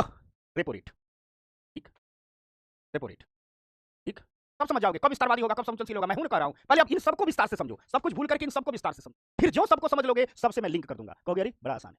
लेकिन जब तक इनमें एक एक चीज को, हम रेपो रेट को, रिवर्स रेपो रेट को, टर्म रेपो को, वीआरआर को, बैंक रेट को, MSF, SLR, open market, LTR नहीं समझा देंगे, तब तक प्योरली आप न मौद्रिक नीति समझ पाओगे, न संकुचनशील और विस्तारवादी समझ पाओगे। कब संकुचनशील होता है, कब विस्तारवादी होता है, ठीक ना, नहीं समझ पाओगे। ठीक, समझना बात को। तो आ जाओ repo rate. Repo rate, repo rate बताने से पहले एक चीज आपको बताता हूं, बार बार पूछोगे, क्योंकि बार बार एक शब्द आएगा। हमने लिखा हुआ है सिक्योरिटीज, हमने हर जगह लिखा हुआ है सिक्योरिटीज, हर जगह लिखा हुआ है प्रतिभूतियां। इस पूरे दौर में एक शब्द आएगा सिक्योरिटीज। जब हम रिवर्स रेपो रेट पढ़ाएंगे तो भी सिक्योरिटीज आएगा, ओपन मार्केट ऑपरेशन पढ़ाएंगे तो भी सिक्योरिटीज आएगा, या जितना पढ़ाएंगे सब में एक शब्द बार बार आएगा, प्रतिभूतियां, जिसे अंग्रेजी में सिक्योरिटीज कहते हैं। इस प्रतिभूति और सिक्योरिटीज को हम कैपिटल मार्केट में बहुत विस्तार से पढ़ाएंगे। एक हल्का सा झलक दे देता हूं ताकि आप लोग मुझे परेशान मत करो, क्योंकि इन सब में वो शब्द आएगा सिक्योरिटीज। तो आप लोगों में पेशेंस नहीं है, आप लोग ज्यादा परेशान करते हो। तो आओ पहले सिक्योरिटीज समझा देता हूं, तभी बार बार फिर हम रेपो रेट पढ़ाते हैं, ये शब्द बार बार आएगा। देखो सिक्योरिटीज क्या होती है, प्रतिभूतियां क्या होती है। देखो ये सरकार है, ठीक, मान लीजिए ये सरकार है, ये गवर्नमेंट है, गवर्नमेंट ऑफ इंडिया है, भारत की सरकार है। सरकार को चाहिए पैसा, अभी सरकार को चाहिए 10,000 करोड़ रुपया 2 साल के लिए कहीं लगाना है। तो सरकार जनता से पैसा ले लेती है, बैंकों से पैसा ले लेती है। कैसे लेती है, तरीका बताओ। ठीक, ठीक, समझना। तो सरकार क्या करती है, आरबीआई से कहती है एक पेपर छाप के भेजो। आरबीआई से कहती है, सरकार, प्रधानमंत्री नहीं आएंगे छापने, तो आरबीआई कहती है हमारी तरफ से एक पेपर छाप करके मार्केट में ले जाइए, बेचिए इस पेपर। ठीक, इस पेपर पर लिखा रहता है, इस पेपर का होता है, मान लो इस पेपर का होता है 1,00,000 रुपए का पेपर है, तो इस पर फेस वैल्यू इसका लिख दिया जाता है 1,00,000। यानी इसका जो अंकित मूल्य है कितना है, इसको ऐसे कर दे, इसका अंकित मूल्य कितना है 1,00,000, इस पर लिखा होता है। मान लीजिए सरकार ने ये पेपर छाप दिया 1,00,000, ठीक, आपके भेज दिया 1,00,000। सरकार कह देगी कि इस पर अंकित मूल्य 1,00,000 का है, यानी हमारा इस पेपर का कीमत कितना, 1,00,000। फिर सरकार कह देगी कि इस पेपर पर हम 10% का, ऐसा एग्जाम्पल बता रहा हूं, एग्जाम्पल नहीं तुम लोग समझ जाओगे कि 10% नहीं है। सरकार कह देगी कि चलिए हम इस पर 10% का ब्याज देंगे। ब्याज कितना देंगे, 10%। अब सरकार को मान लीजिए 100 करोड़ इकट्ठा करना है, तो 1-1 लाख के पेपर छाप करके ऐसे ला देती है। आरबीआई से कहती है प्रिंट कर दो। ये पेपर भौतिक भी होता है, डिजिटल भी होता है। अगर 1,000 करोड़ इकट्ठा करना है, आरबीआई कहेगी चलो ना 1-1 लाख का पेपर छाप दो, हर पेपर की कीमत 1 लाख होगी, 1,000 करोड़ का पेपर इसे मार्केट में ला दो। अब आरबीआई सरकार कहती है या हमारा पेपर खरीदिए। मान लीजिए आप कोई बैंक है या आप कोई व्यक्ति हैं, हम आप भी खरीद सकते हैं, या आप कोई बैंक हैं या कोई वित्तीय संस्थान, कोई भी है, आपने ये पेपर खरीद लिया, आपके पास क्या आ गया, यह पेपर आ गया जिस पर 1,00,000 लिखा है, 10% का ब्याज है। अब सरकार कितने दिन के लिए पेपर जारी कर रही है, यह पेपर पर लिखा होता है। कभी सरकार को कहती है हम 3 साल के लिए जारी कर रहे हैं, 5 साल के लिए जारी कर रहे हैं, 2 दिन के लिए, 2 साल के लिए जारी कर रहे हैं, जितने दिन के लिए जारी की जाए, इस पर लिख दिया होगा, टाइम लिख दिया होगा। मान लीजिए 5 साल के लिए जारी कर रही है, आईपीआर लिख दिया होगा, यहाँ सरकार का दस्तखत हो जाएगा, गारंटी हो जाएगी।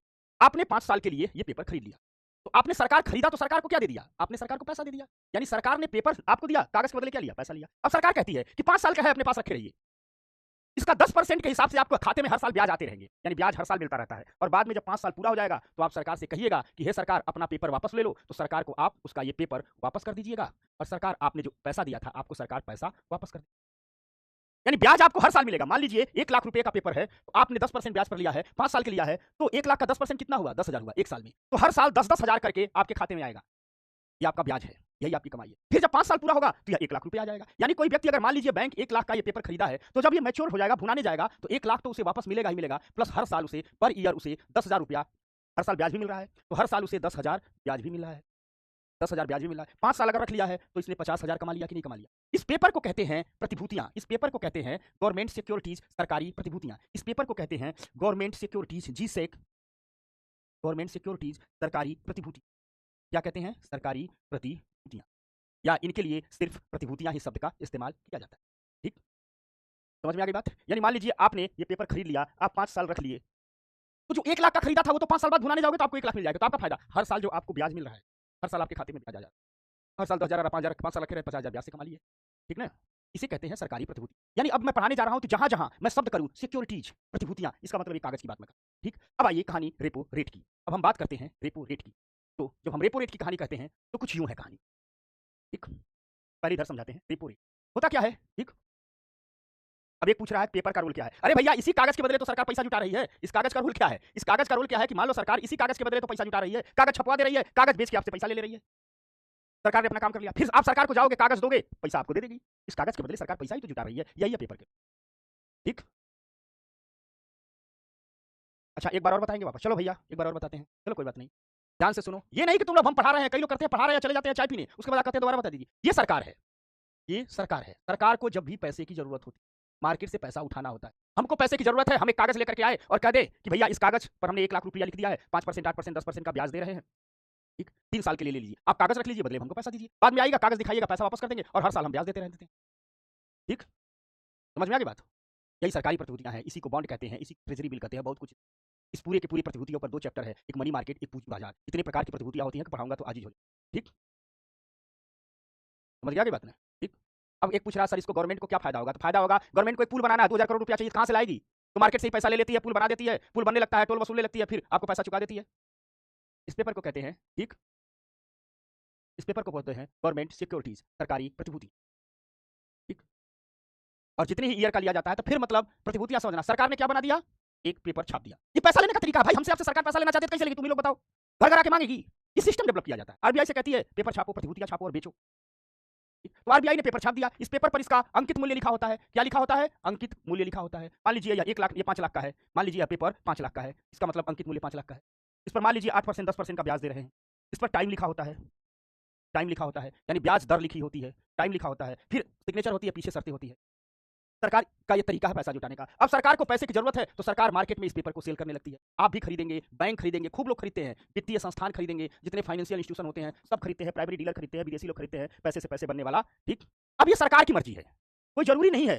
अब सरकार कितने दिन के लिए, कई पेपर तो 250 दिन वाले होते हैं, तो सरकार के जितने दिन के लिए अलग अलग पेपर की अलग अलग वैलिडिटी है। कोई 1 साल के लिए जारी करेगी, कोई कहेगी 2 साल वाला है, कोई कहेगी 5 साल वाला है, कोई कहेगी 2 साल वाला है, कोई कहेगी 15 साल वाला है, कोई कहेगी 3 साल वाला है, 2.5 साल वाला, हर पेपर की अलग अलग वैलिडिटी होती है। ठीक, समझना।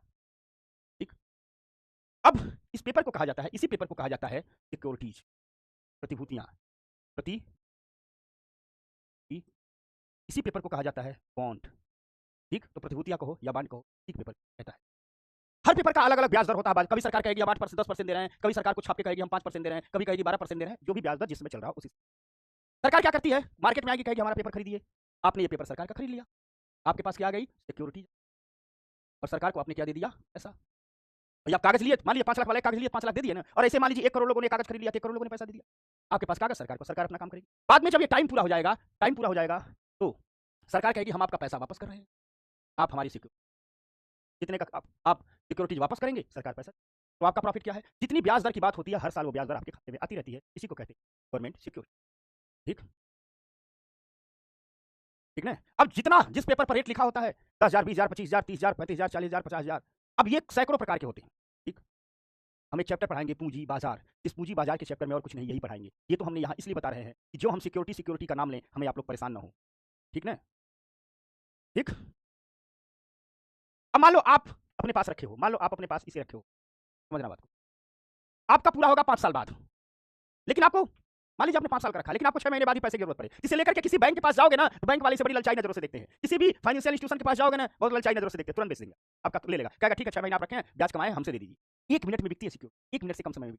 अब तो सब कुछ ऑनलाइन खरीदा और बेचा जाता है, अब प्रतिभूतियों की पूरी खरीदारी और बिक्री ऑनलाइन हो गई। 1 मिनट से भी कम लगता है आपके पास 5 साल की, इसलिए जो पैसे वाले लोग होते हैं वो लोग क्या करते हैं, अच्छा 100 करोड़ रुपया है, 100 करोड़ की सिक्योरिटी खरीद के रख लो, कोई बात नहीं, कुछ तो कमा के देगी। अच्छा 15 दिन बाद उनको पैसे की जरूरत पड़ी, 50 करोड़ जरूरत पड़ी, 50 करोड़ की प्रतिभूतियां बेच दो, 1 मिनट में बिक जाता है। एक पूछ रहा है मूर्ख कि सरकार ब्याज क्यों देती है? क्यों नहीं देगी? आपसे पैसा लेगी तो आपको ब्याज नहीं देगी। अगर सरकार ब्याज नहीं देगी तो सरकार को पैसा क्यों देंगे? बताओ। ठीक, अब कोई कह रहा है कितने में लोग पेपर को खरीदते हैं, तो मैंने बार-बार, मैंने 100 बार बोल दिया, हर पेपर का रेट होता है। कुछ पेपर का 2500 रेट होता है। जब पेपर सरकार छापती है, सरकार क्या करती है कि सरकार सोचती है कि कितना सस्ता से सस्ता करें तो हमारा बिक जाए, तो सरकार अलग अलग पेपर का अलग, कुछ पेपर 2500 के होते हैं, कुछ पेपर 500, एक पेपर का रेट 500 होता है, कुछ पेपर का 2500 होता है, कुछ पेपर का 5000 होता है, कुछ पेपर का 10,000। ये सरकार की मर्जी है, जब जितने पेपर का रेट रख ले। जैसे सरकार चाह रही है कि हमें 10,000, मान लीजिए सरकार चाह रही है कि हमें 1,000 करोड़ रुपए इकट्ठा करना है। ठीक, सरकार चाह रही है जल्दी इकट्ठा करें, सरकार सोचती है सस्ता बेच देते हैं, तो सरकार क्या कर देगी, सोचती है कि अगर हम 2500 रुपया एक पेपर का रेट रख दे, एक पेपर का यानी एक सिक्योरिटी का रेट अगर 2500 रुपया रख दे, तो ढेर सारे लोग खरीदेंगे। तो क्या करेगी, 1,000 करोड़ में 2500 का भाग दे देगी, जितना नंबर निकलेगा उतने नंबर सिक्योरिटी छाप करके प्रिंट करके मार्केट में दे देगी। पहले तो कागज आता था, अब तो डिजिटल आता है। ठीक, पहले तो कागज आता है, आपका डिजिटल आता है। पूछ रहा है इलेक्ट्रॉनिक बॉन्ड क्या, बॉन्ड वाले चैप्टर में बताएंगे, चलो यहाँ वाली बात नहीं, समझ गए बात? ठीक, इस पेपर खरीदने की कोई लिमिट नहीं होती, आपकी जितनी पास पैसा उतना, लोग 10,000 करोड़ के खरीदते हैं, 40,000 करोड़ के खरीदते हैं, लोग 500 के भी खरीदते हैं दोस्तों। ठीक, एक जिसके पास जितना पैसा उतना खरीद लीजिए। ठीक ना? रंजन राज, एक ही मैसेज बार बार मत करो, इलेक्ट्रॉनिक बॉन्ड वाले चैप्टर में आएगा भी नहीं, ये सब इकोनॉमी का मतलब नहीं, बॉन्ड वाले चैप्टर में हम इलेक्टोरल बॉन्ड पढ़ा देंगे, यह आगे हम बहुत विस्तार से पढ़ाने वाले हैं। तो अभी बस इतना जान लो, एक इमेज रहे, आपके विशेष में बताएंगे अंकित मूल्य क्या होता है, ब्याज दर क्या होता है, टाइम लिमिट क्या होता है, सिक्योरिटी खरीदी बेची कैसे जाती है, बहुत कुछ है। तो आइए हम रेपो रेट की ओर बढ़ते हैं, क्योंकि आप लोग पढ़ाने नहीं देंगे। ठीक, रेपो रेट की ओर बढ़ते हैं। अच्छा, एक बात है, एक चीज है, समझना बात को। तो रेपो रेट, ठीक, रेपो रेट क्या है, होता क्या है कि ये है आरबीआई, आरबीआई, ये है आरबीआई, ठीक, ये क्या है, आरबीआई है, ये है आरबीआई है, ठीक। रितु बार बार एक ही मैसेज पूछ रही है, गवर्नमेंट ब्याज क्यों देती है? अरे देवी, इकोनॉमी पढ़ने आई, गवर्नमेंट ब्याज नहीं देगी तो आप गवर्नमेंट से पेपर क्यों खरीदेंगे? ऐसे आपको सरकार कहे 5 लाख रुपया दे दीजिए, हम 3 साल बाद आपको 5 लाख ही वापस करेंगे, तो कोई खरीदेगा? ब्याज इसीलिए देती, ठीक, समझ में आ गई बात। और ये सिक्योरिटीज किसी भी दिन जारी हो जाता है, जब सरकार को पैसे जरूरत है शाम को जारी कर देगी, खरीदने बेचने वाले खरीद बेच लेते हैं। सोच लीजिए आप लोगों को आपकी इकोनॉमी कितनी कमजोर होगी कि आप लोग ऐसे ऐसे बेसिक सवाल पूछ रहे हैं जो कक्षा छठी के बच्चों को भी नहीं पूछना, और इसके लिए मुझे कितनी मेहनत करनी पड़ती है आपके साथ, आप समझ, ठीक ना? तो आपको बहुत मेहनत करनी है बेटा, कुछ लोगों की इकोनॉमी बहुत कमजोर है, समझना बात को, ठीक, समझ रहे हैं बात को ना, ठीक, मतलब क्लियर मेरी बात समझ रहे हो? बात तो आप लोग को, आपके सवाल बताते हैं कि आपकी इकोनॉमी बहुत कमजोर है, बहुत कमजोर है, बहुत कमजोर है, बहुत कमजोर है, लेकिन हमारी भी जिद है, अब हवाएं ही करेंगी रोशनी का फैसला, जिस दिए में जान होगी वो दिया रह जाएगा। आपकी कमजोर है तो मैं इसे बना दूंगा वर्ल्ड क्लास, लेकिन आपको मेरे साथ साथ देना होगा, थोड़ा दिमाग खोल के रखना होगा और धैर्य का पालन करना होगा। आपके पास मोबाइल फोन है, टाइप करने की आजादी है, इसका मतलब नहीं गिट कुछ भी टाइप करते रहो, ठीक ना? समझना बात को, बहुत कमजोर है, लेकिन कोई बात नहीं, भाग्यशाली हो आप लोग मुझसे पढ़ रहे हो, मुझसे जो पढ़ लेता है उसका सबसे तेज इकोनॉमी हो जाता है। कमजोर है कोई बात नहीं, इसीलिए तो मैं हूं। मैंने कहा था आपसे, 1.25 लाख से 1 लड़ाऊं चिड़ी अंते मैं बाज उड़ाऊं। वाहे गुरु की ये लाइन मुझे बहुत पसंद है। मेरा वादा है आपसे कि इकोनॉमी के मामले में, जो इकोनॉमी का सिलेबस है, इकोनॉमी के मामले में कोई ऑक्सफोर्ड और कैम्ब्रिज से भी पढ़ के आएगा तो यूपीएससी सिलेबस पर आपको पीछे नहीं कर पाएगा। मैं उसके किस कोई आपको इकोनॉमी सिलेबस में मात नहीं दे सकता, ठीक, समझ में आ गई बात ना? तो बस आपको धैर्य रखना है और आलतू फालतू मर्यादित रहना है। मेरी क्लास मर्यादा वाली क्लास है। आप में कई लोगों के मैंने कमेंट देखा है और बहुत दुखी हुआ हूं मैं कमेंट देकर के, मेरे जैसा शिक्षक जिसके लिए विद्यार्थी ये सब कुछ है और उसकी क्लास में अगर गरिमा महपूर कमेंट नहीं है तो इसका मतलब शायद हमारी ही निष्ठा में कमी हो, हम ही मान लेते हैं। तो समझ में आ गई बात ना? तो मेरे साथ पढ़िए और रिवीजन करिए। तो आइए रेपो रेट समझाते हैं। अभी देखो 1 मिनट में याद करा देंगे, चैलेंज है, 1 मिनट में याद करा देंगे। तो देखो आरबीआई है और ये है हमारे बैंक, ये है हमारे बैंक, ये है हमारे बैंक। कभी कभी बैंकों को क्या होता है, पैसे की जरूरत होती है, लोन की जरूरत है, कभी कभी क्या हमेशा लेन देन चलता रहता है, ठीक। ये जो बैंक है, ठीक, ये भग के आते हैं आरबीआई के पास, ये बैंक भग के आते हैं आरबीआई के पास, ठीक, या इसको ऊपर नीचे बना देते, दूर दूर हो गए। मान लीजिए ये है आरबीआई, ये है आरबीआई, ये है आरबीआई, ठीक, और ये है हमारी बैंक, ये है हमारी बैंक, ठीक। ये बेचारे बैंक जाते हैं आरबीआई के पास और बैंक आरबीआई से कहते हैं कि आरबीआई हमें लोन दीजिए, हमें क्या दीजिए, लोन दीजिए, पैसा दीजिए, उधारी दीजिए, ठीक, कहते हैं हमें लोन दीजिए, पैसा दीजिए, उधारी दीजिए, और जो लोन दीजिए वो कम समय का लोन दीजिए, शॉर्ट टर्म लोन दीजिए, जो लोन दीजिए वो शॉर्ट टर्म लोन दीजिए। कैसा लोन दीजिए? शॉर्ट टर्म लोन दीजिए, यानी कम समय का लोन दीजिए, कम समय का लोन दीजिए। कैसा दीजिए? शॉर्ट टर्म यानी कम समय का लोन, कम समय का लोन। यहां बैंक कहते हैं हमें 1 दिन से लेकर के 14 दिन के बीच का उधारी दे दीजिए, 1 दिन से लेकर के 14 दिन के बीच का उधारी दे दीजिए। कितने दिन का? 1 दिन से लेकर के 14 दिन का। अब कोई 1 दिन के लिए मांगने आएगा, कोई 2 दिन के लिए मांगने आएगा, कोई 3 दिन के लिए मांगने आएगा, यानी मिनिमम 1 दिन मांग सकते हैं, मैक्सिमम 14 दिन मांग सकते हैं। समझ में आ गई बात? लोन दीजिए भैया उधारी। आरबीआई कहता है कोई दिक्कत नहीं, दे देंगे। आरबीआई कहता है कोई दिक्कत नहीं है, दे देंगे, ठीक। लेकिन आरबीआई कहता है एक शर्त है, जितना हम आपको लोन देंगे, बैंक को कहता है एक शर्त है, जितना हम आपको लोन देंगे उतने की प्रतिभूतियां आपको हमारे पास गिरवी रखनी पड़ेगी, उतने की सिक्योरिटीज आपको हमारे पास गिरवी रखनी पड़ेगी। सिक्योरिटीज गिरवी रख दीजिए, हम लोन दे देंगे। बैंक कहता है ठीक है, सिक्योरिटीज गिरवी रख देते हैं। आप बैंक से लोन मांगने जाते हो, बैंक कहता है ना अरे कुछ जमीन वमीन है, कुछ घर और का कागज है, गिरवी रखिए तभी तो लोन देंगे। बैंक कहता है नहीं कहता। आप कभी भी बैंक लोन लेने जाइए तो बैंक कहता है या तो आप कर्मचारी हो, आपकी तनख्वाह आती हो, या आपका क्रेडिट होने कुछ घर और है, संपत्ति है, गिरवी रखिए, ठीक। और ये सारा लोन आने लाइन होता है, पूछना ऑनलाइन हो सकता है क्या? सब ऑनलाइन ही होता है। आरबीआई और बैंकों के बीच सारा फंड ट्रांसफर ऑनलाइन होता है। तो बैंक का कोई बात नहीं, सिक्योरिटीज हमारे पास गिरवी रखिए, ठीक, सिक्योरिटीज गिरवी रखिए, लोन ले लीजिए। बैंक कहता है ठीक है, बैंक आरबीआई कहता है जितने दिन के, 1 दिन के लिए लोन लेना है, सिक्योरिटीज गिरवी रखिए, लोन लीजिए। 2 दिन का रखना है, 2 दिन के लिए सिक्योरिटीज गिरवी रखिए, लोन लीजिए। ये प्रोसेस होती है, बैंक शॉर्ट टर्म लोन मांगने जाते हैं। अब होता क्या है, आरबीआई कहता है सब कुछ तो ठीक है, लेकिन जो आपको हम लोन दे रहे हैं इस पर हम ब्याज भी तो लेंगे, हम इस पर क्या लेंगे? इंटरेस्ट भी तो लेंगे, हम इस पर इंटरेस्ट भी तो लेंगे। और आरबीआई कहता है जब इंटरेस्ट लेंगे तो एक इंटरेस्ट रेट भी होगा, एक इंटरेस्ट रेट भी होगा, एक ब्याज दर भी होगी। यानी आरबीआई कहता है इस लोन पर जो हम आपसे ब्याज लेंगे, या यूं कहिए कि इस लोन पर जिस ब्याज दर से हम आपसे ब्याज लेंगे, इस लोन पर जो हम ब्याज दर लेंगे, जो हम इंटरेस्ट रेट लेंगे, भाई इंटरेस्ट रेट लगा ना, आप बैंक जाते हो, बैंक कहता है ना 10% का ब्याज दर लेंगे, 8% का ब्याज दर लेंगे, 5% का ब्याज दर लेंगे, तो ठीक आरबीआई भी कहती है बैंकों से आपको जो हम शॉर्ट टर्म लोन दे रहे हैं ना, इस पर हम इंटरेस्ट रेट लगाएंगे। और आरबीआई जो इंटरेस्ट रेट लगाती है, जो ब्याज दर लगाती है, उसी इंटरेस्ट रेट को रेपो रेट कहते हैं, उसी इंटरेस्ट रेट को रेपो रेट कहते हैं। ठीक, अर्थात जस्ट आरबीआई, अब समझना, यानी रेपो रेट क्या है, तो कुछ नहीं, बैंक आरबीआई से जो 60 टर्म लोन लेते हैं, 1 से 14 दिन का जो लोन लेते हैं, बैंक इस पर आरबीआई को जो ब्याज दर देते हैं, उसी ब्याज दर को रेपो रेट कहा जाता है, उसी ब्याज दर को रेपो रेट कहा। पूरे के पूरे लोन लेने की प्रक्रिया यह है कि बैंक आरबीआई के पास जाते हैं, कहते हैं 60 टर्म लोन दे दो, आरबीआई कहता है इस लोन पर हम ब्याज दर लेंगे, वही जो ब्याज दर लेता है उसे रेपो रेट कहा जाता है। ठीक, रेपो रेट कहा जाता है। प्रक्रिया क्या है कि आरबीआई लोन दे देता है, बैंक उतने की प्रतिभूतियां गिरवी रख देते हैं। अब मान लो 2 दिन बाद लोन चुकाना हो, तो बैंक जब लोन चुकाने जाएगा तो बैंक क्या दे देगा, लोन दे देगा, पैसा वापस, बैंक पैसा वापस कर देगा, ब्याज समेत पैसा वापस कर देगा, और आरबीआई उस बैंक को उसकी प्रतिभूतियां वापस कर। यही तो होगा ना भाई। ठीक, एकदम क्लियर हो गया। सभी नागरिक पहली बार मैं देख रहा हूँ। ठीक, दीक्षित ज्योतिका, बेटवा सब कहाँ गए भाई, घूमने चले गए क्या, कुमार अजय, रोहित कुमार। और एक बात जान लेना, आरबीआई से आम जनता लोन नहीं लेती है, ये जा रहा है आरबीआई से लोन लेना, आरबीआई आम जनता को लोन नहीं। एक पूछ रहा लंबा लोन, लंबे लोन की अलग व्यवस्था है, रेपो रेट पर जो भी लोन दिया जाता है वो 60 टर्म लोन होता है, 1 से 14 दिन के। एकदम याद हो गया। अगर आपसे कोई पूछे रेपो रेट क्या है तो क्या कहोगे कि आरबीआई बैंकों को जो 60 टर्म लोन देती है, जो 1 से 14 दिन के बीच का लोन देती है, उस पर आरबीआई जो ब्याज दर लेती है वही रेपो रेट कहलाता है। और क्या है भैया, आसान नहीं है।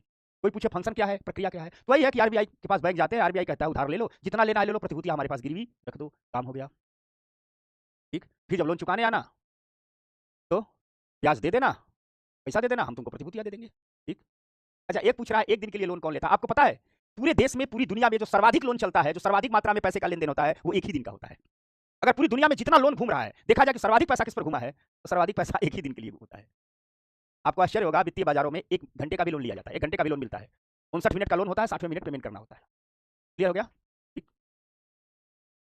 ठीक ना, समझ में आ गई बात। अब इसी को थोड़ा हमने एक चित्र बनाया है, और इसमें कोई लिमिट नहीं है, आरबीआई बैंकों से कहता है जितना चाहो लो, प्रतिभूतियां लेकर क्या हो भाई मेरे पास।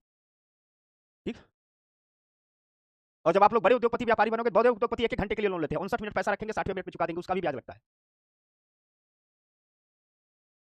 प्रक्रिया क्या है, इसी को एक चित्र पर समझ लीजिए। अर्थात रेपो रेट में क्या है, ये आरबीआई है, बैंक गया आरबीआई के पास, कहा हमें शॉर्ट टर्म लोन दीजिए, 1 से 14 दिन के बीच का लोन दीजिए, आरबीआई कहता है लीजिए, गर्व से लीजिए, लेकिन हमारे पास प्रतिभूतियां गिरवी रखिए। ठीक, आरबीआई कहता है इस लोन पर जो हम आपसे इंटरेस्ट रेट लेंगे, जो ब्याज दर लेंगे, ये इंटरेस्ट रेट ही क्या कहलाएगी, रेपो रेट कहलाएगी। ठीक, समझ में आ गई बात। अब देखो रेपो रेट समय समय पर बदलता रहता है, आरबीआई बदलती है। जैसे अभी रेपो रेट चल रहा है 6.50%, अभी क्या चल रहा है 6.50%, अभी रेपो रेट चल रहा है 6.50%, जो अभी करंट रेपो रेट है वो 6.50% है। इसका मतलब बैंकों को जो उधार दे रही है, 60 टर्म उधार दे रही है, वो कितने का दे रही है, कितने परसेंट पर दे रही है, 6.50%। ठीक, समझ में आ गई बात। अब इसकी पूरी प्रक्रिया क्या है कि बैंकों ने 60 टर्म लोन ले लिया, 1 से 14 दिन के भीतर का लोन ले लिया। ठीक, 60 टर्म लोन ले लिया, 1 से 14 दिन के भीतर का, जितने दिन का, कि कोई 1 दिन का ले रहा है, कोई 2 दिन का ले रहा है। जब उनको ड्यू डेट आएगा, जब चुकाना जाना होगा, तो ये बैंक क्या करेंगे, जब चुकाने की बारी आएगी तो ये बैंक क्या करेंगे, ठीक, बैंक आरबीआई को लोन वापस कर देंगे, पैसा दे देंगे ब्याज समेत, और आरबीआई ने जो इनकी सिक्योरिटी ली है, आरबीआई बैंकों को प्रतिभूतियां वापस कर दी। बस यही है रेपो रेट की कहानी। ठीक, बताओ। अब अपने दिमाग में आलतू फालतू के घोड़े मत दौड़ाओ, जितना मैंने समझाया उतना याद हो गया।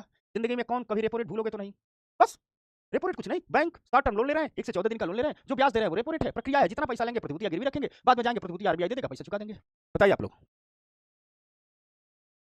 एक है वो कह रहा है सर नीरव मोदी किस बैंक का लोन लेकर के भागे, बताओ। मैं पढ़ा रहा हूँ रेपो रेट, नीरव मोदी उसके दिमाग में चल रहा है। उसके बाद कहेगा कि यूपीएससी में पीटी नहीं होता है, मेंस नहीं होता है। मैं यहाँ जी जान लगा करके अच्छा सस्ता अच्छा बना के आसान बना के याद करा ले रहा हूँ। याद हो गया।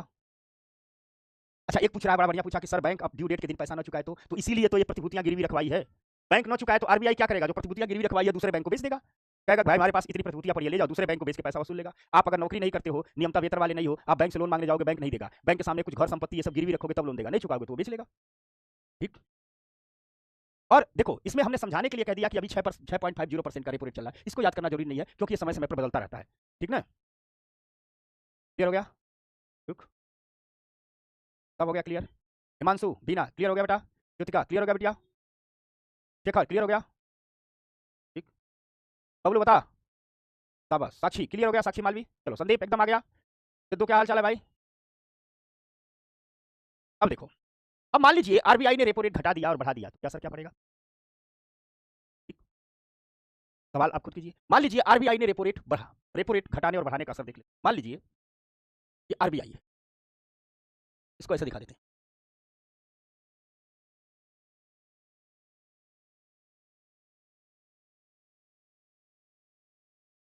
ये आरबीआई है। हर चीज मैं आपके लिए तैयार करके लाता हूं, एकदम क्लियर रहिए। मान लीजिए ये आरबीआई है। आरबीआई ने रेपो रेट बढ़ा दिया।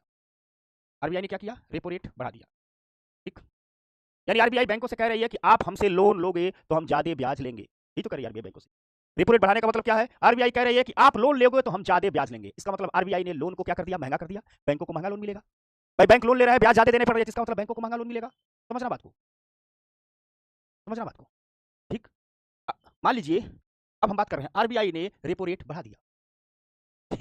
एक कह रहा है हम चंबल से, हमारे यहाँ लोग लोन नहीं भरते। अच्छा चल, यहाँ आरबीआई के लोन की बात कर रही है। आरबीआई सबसे ले लेती है। आरबीआई से आप हम लोन नहीं लेते। आरबीआई से बैंक और वित्तीय संस्थान और सरकारी लोन लेती है, बाकी कोई लोन नहीं। तो आता है सब। ठीक,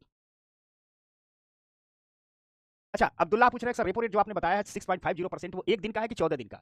मतलब ये होता है 1 से 14 दिन का मतलब होता है बैंकों को छूट है कि एक दिन उधार लो, 2 दिन उधार लो, 3 दिन उधार लो, मतलब 1 से 14 दिन के बीच कितने भी दिनों का उधार लेते हो और जितने दिन का उधार लोगे उतने ही दिन के हिसाब से 6.50% के हिसाब से ब्याज की गणना होगी। मान लीजिए किसी ने 100 करोड़ बैंक ने लिया, एक दिन के लिए लिया तो उसको 100 करोड़ का 6.50% हर दिन का देना होगा। किसी ने 3 दिन का लिया तो उसे 100 करोड़ का 50% एक दिन का जुड़ेगा, फिर 2 दिन का जुड़ेगा, फिर 3 दिन का जुड़ेगा। अब मान लीजिए किसी ने एक दिन के लिए लोन लिया तो 6.50% चल रहा है, 100 करोड़ लोन लिया तो उसे एक दिन पर कितना ब्याज देना होगा? 6.5 करोड़ ब्याज देना होगा।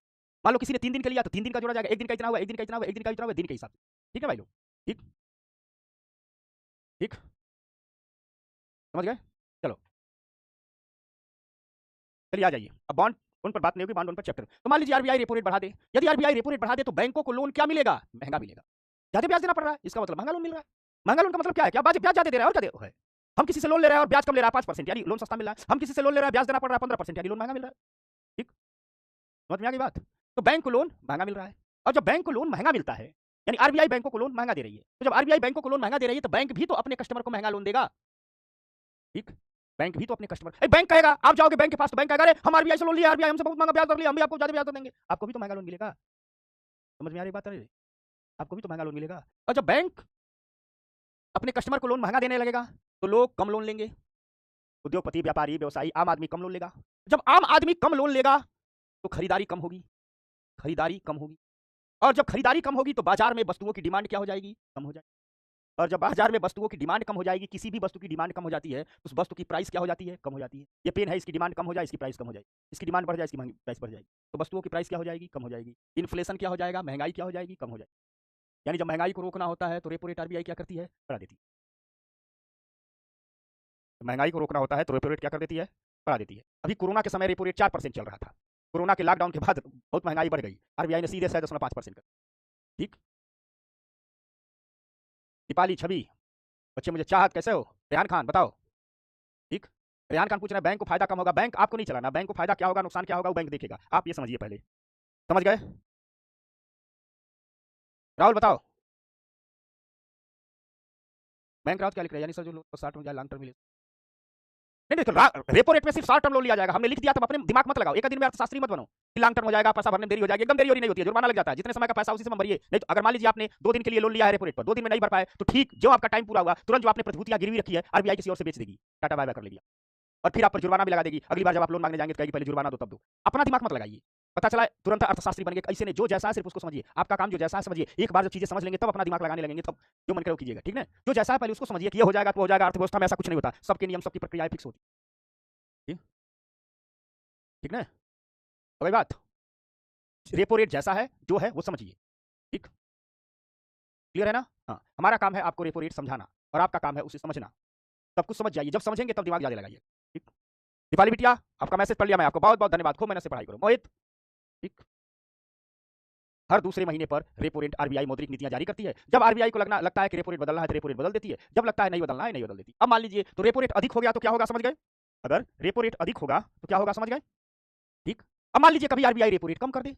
ये सब इकोनॉमी की सबसे कठिन चीजें हैं, इन्हीं सब चीजों से लोग डरते हैं। लेकिन आप ध्यान से पढ़िए, आलतू फालतू का दिमाग मत लगाइए। टॉपिक पढ़ा रहा हूं उस पर रहिए, यकीन मानिए आपके रोम रोम में मैं इकोनॉमी बसा दूंगा। हम पर भरोसा कीजिए और आप भी थोड़ा ध्यान दीजिए। अब मान लीजिए रेपो रेट बढ़ेगा तो क्या क्या होगा? समझ गए? मान लीजिए आरबीआई ने रेपो रेट कम कर दिया तो, ठीक, आरबीआई ने रेपो रेट कम कर दिया तो, समझना बात को, आरबीआई ने रेपो रेट कम कर दिया। ठीक, इसका मतलब आरबीआई कह रहा है कि आइए हमसे लोन लीजिए, हम आपसे ब्याज दर कम लेंगे। अर्थात आरबीआई बैंकों को, अब इस बैंकों में आरबीआई कोई भेदभाव नहीं करती, सरकारी प्राइवेट सबको देती है। ये पूछ रहा है प्राइवेट को मिलता है कि सबको देती है भाई। ठीक, अगर किसी विशेष को देती तो हम बताते नहीं किसको देती है, इसको नहीं देती, सबको देती है। देखो, तो आरबीआई बैंकों को मान लीजिए रेपो रेट कम कर दिया। रेपो रेट कम होने का मतलब क्या है? रेपो रेट कम होने का मतलब आरबीआई बैंक को लोन सस्ता दे रहा है, बैंक को सस्ता लोन मिल रहा है। जब बैंक को सस्ता मिलेगा तो बैंक भी तो अपने कस्टमर को लोन सस्ता देंगे, सस्ता लोन देंगे। और जब बैंक अपने कस्टमर को सस्ता लोन देंगे तो लोग ज्यादा लोन लेंगे। तब व्यापारी उद्योगपति कहेगा लोन सस्ता मिला, ले लेते हैं, 2 दुकान है 3 दुकान और खोल देते हैं, अपनी दुकान में और सामान बढ़ा लेते हैं, नया उद्योग डाल लेते हैं, मशीनरी खरीद लेते हैं। लोग कहेंगे ईएमआई कम होगी तो कार खरीद लेते हैं, गाड़ी खरीद लेते हैं, फ्रिज खरीद लेते हैं, सब करने लगेंगे। तो मार्केट में क्या होगा? आप 2 दुकान से 3 दुकान कर रहे हैं, आप एक उद्योग मशीन बढ़ा रहे हैं, सामान बढ़ा रहे हैं, कच्चा माल, इतनी मार्केट में इन्वेस्टमेंट अधिक हो जाएगा। तो एक तरफ मार्केट में इन्वेस्टमेंट होगा, व्यापारी कहेगा 2 दुकान के बदले 3 दुकान खरीद ले। ठीक। दूसरी तरफ लोन सस्ता मिल रहा है, वस्तुओं की ईएमआई कम हो जाएगी, तो उनका डिमांड भी बढ़ जाएगा। यानी बाजार में निवेश भी हो जा रहा है और डिमांड भी बढ़ रही है, इन्वेस्टमेंट भी हो रहा है और डिमांड भी बढ़ रही है, खूब खरीदारी होगी, तो इकोनॉमी की ग्रोथ क्या हो जाएगी? बढ़ जाएगी। तो कभी कभी जब महंगाई अधिक हो जाती है तो रेपो रेट बढ़ा देती है, कभी कभी लगता है कि नहीं मंदी आने वाली है, थोड़ा ग्रोथ बढ़ाते हैं, तो आरबीआई ग्रोथ बढ़ाने के लिए रेपो रेट कम कर देती है। समझ में आगे बात? ठीक। ये कहानी है रेपो रेट की। बताइए आप लोग, बताइए। ठीक। अगली बात बताइए आप लोग, किसी को कोई दिक्कत इस रेपो रेट में? किसी से कोई दिक्कत? किसी को कोई दिक्कत? एकदम क्लियर? क्लियर हो गया? सबको समझ में आ गया? बताओ बच्चा लोग, कभी तो नहीं बोलोगे? कोई पूछेगा रेपो रेट क्या है तो क्या बोलोगे? अरे क्या पूछते हो, बैंक आरबीआई के पास जाता है, बैंक कहता है हमको 60 टर्म लोन दे दीजिए 1 से 14 दिन का बीच का, बैंक तो आरबीआई कहता है कोई बात नहीं दे देंगे, तुमसे ब्याज दर लेंगे, जो ब्याज दर आरबीआई लेता है वही रेपो रेट कहलाता है। प्रक्रिया ये है, आरबीआई कहता है बैंकों से लोन लो, लेकिन सिक्योरिटी गिरवी रखो, प्रतिभूतियां गिरवी रख देते हैं, बैंक लोन लेते हैं, बाद में चुका देते हैं लोन, आरबीआई प्रतिभूति वापस कर देता है, जो समय से नहीं चुकाएगा उनका बेच ही देगा। रेपो रेट घटने बढ़ने पर यह प्रभाव होता है। जब रेपो रेट बढ़ता है, महंगाई को जब कम करना होता है तो रेपो रेट बढ़ा दिया जाता है, जब ग्रोथ को बढ़ाना होता है तो रेपो रेट कम कर दिया जाता है। यही तो बात है। अब इससे आसान ईमानदारी से बताओ, ठीक, ईमानदारी से बताओ, मेरे मुंह पर नहीं, आपके हाथ में आपका, क्या इकोनॉमी इससे आसान हो सकती है? क्या इकोनॉमी को इससे आसान अब इससे आसान क्या बनाऊं? घोल के पी लिया ना, रावल ने बहुत बढ़िया बात लिखा कि घोल के पी गए, एकदम घोल के पी गए ना, बताओ सबको एकदम घोल के पी गए ना। मैंने कहा था ना 1.25 लाख से 1 लड़ाऊं चिड़ी अंते मैं बाज उड़ाऊं, घोल के पिला दूंगा, कहा था ना। अब यकीन हो रहा है? यकीन हो रहा है? ठीक। जिंदगी में कभी भूलोगे आप लोग? ठीक। कभी भूलोगे? बहुत अच्छे समझ गए? ठीक। प्यार हो गया इकोनॉमी से, बहुत अच्छे समझ गए? कृषि जी एकदम आसान, कोई दिक्कत कोई परेशानी? नो दिक्कत नो परेशानी, ठीक ना? अब आ जाओ, एक है रिवर्स रेपो रेट, समझ गए? आ जाओ यहाँ। तुम लोग परेशान थे कि गुरुजी का है। पहला रेपो रेट समझ गए ना? हो गया ना? एक मजा आ गया ना? अब देखो, अब कई लोग पूछ रहे थे विस्तारवादी क्या है, संकुचनशील क्या है। अब यहाँ यहाँ आ जाओ।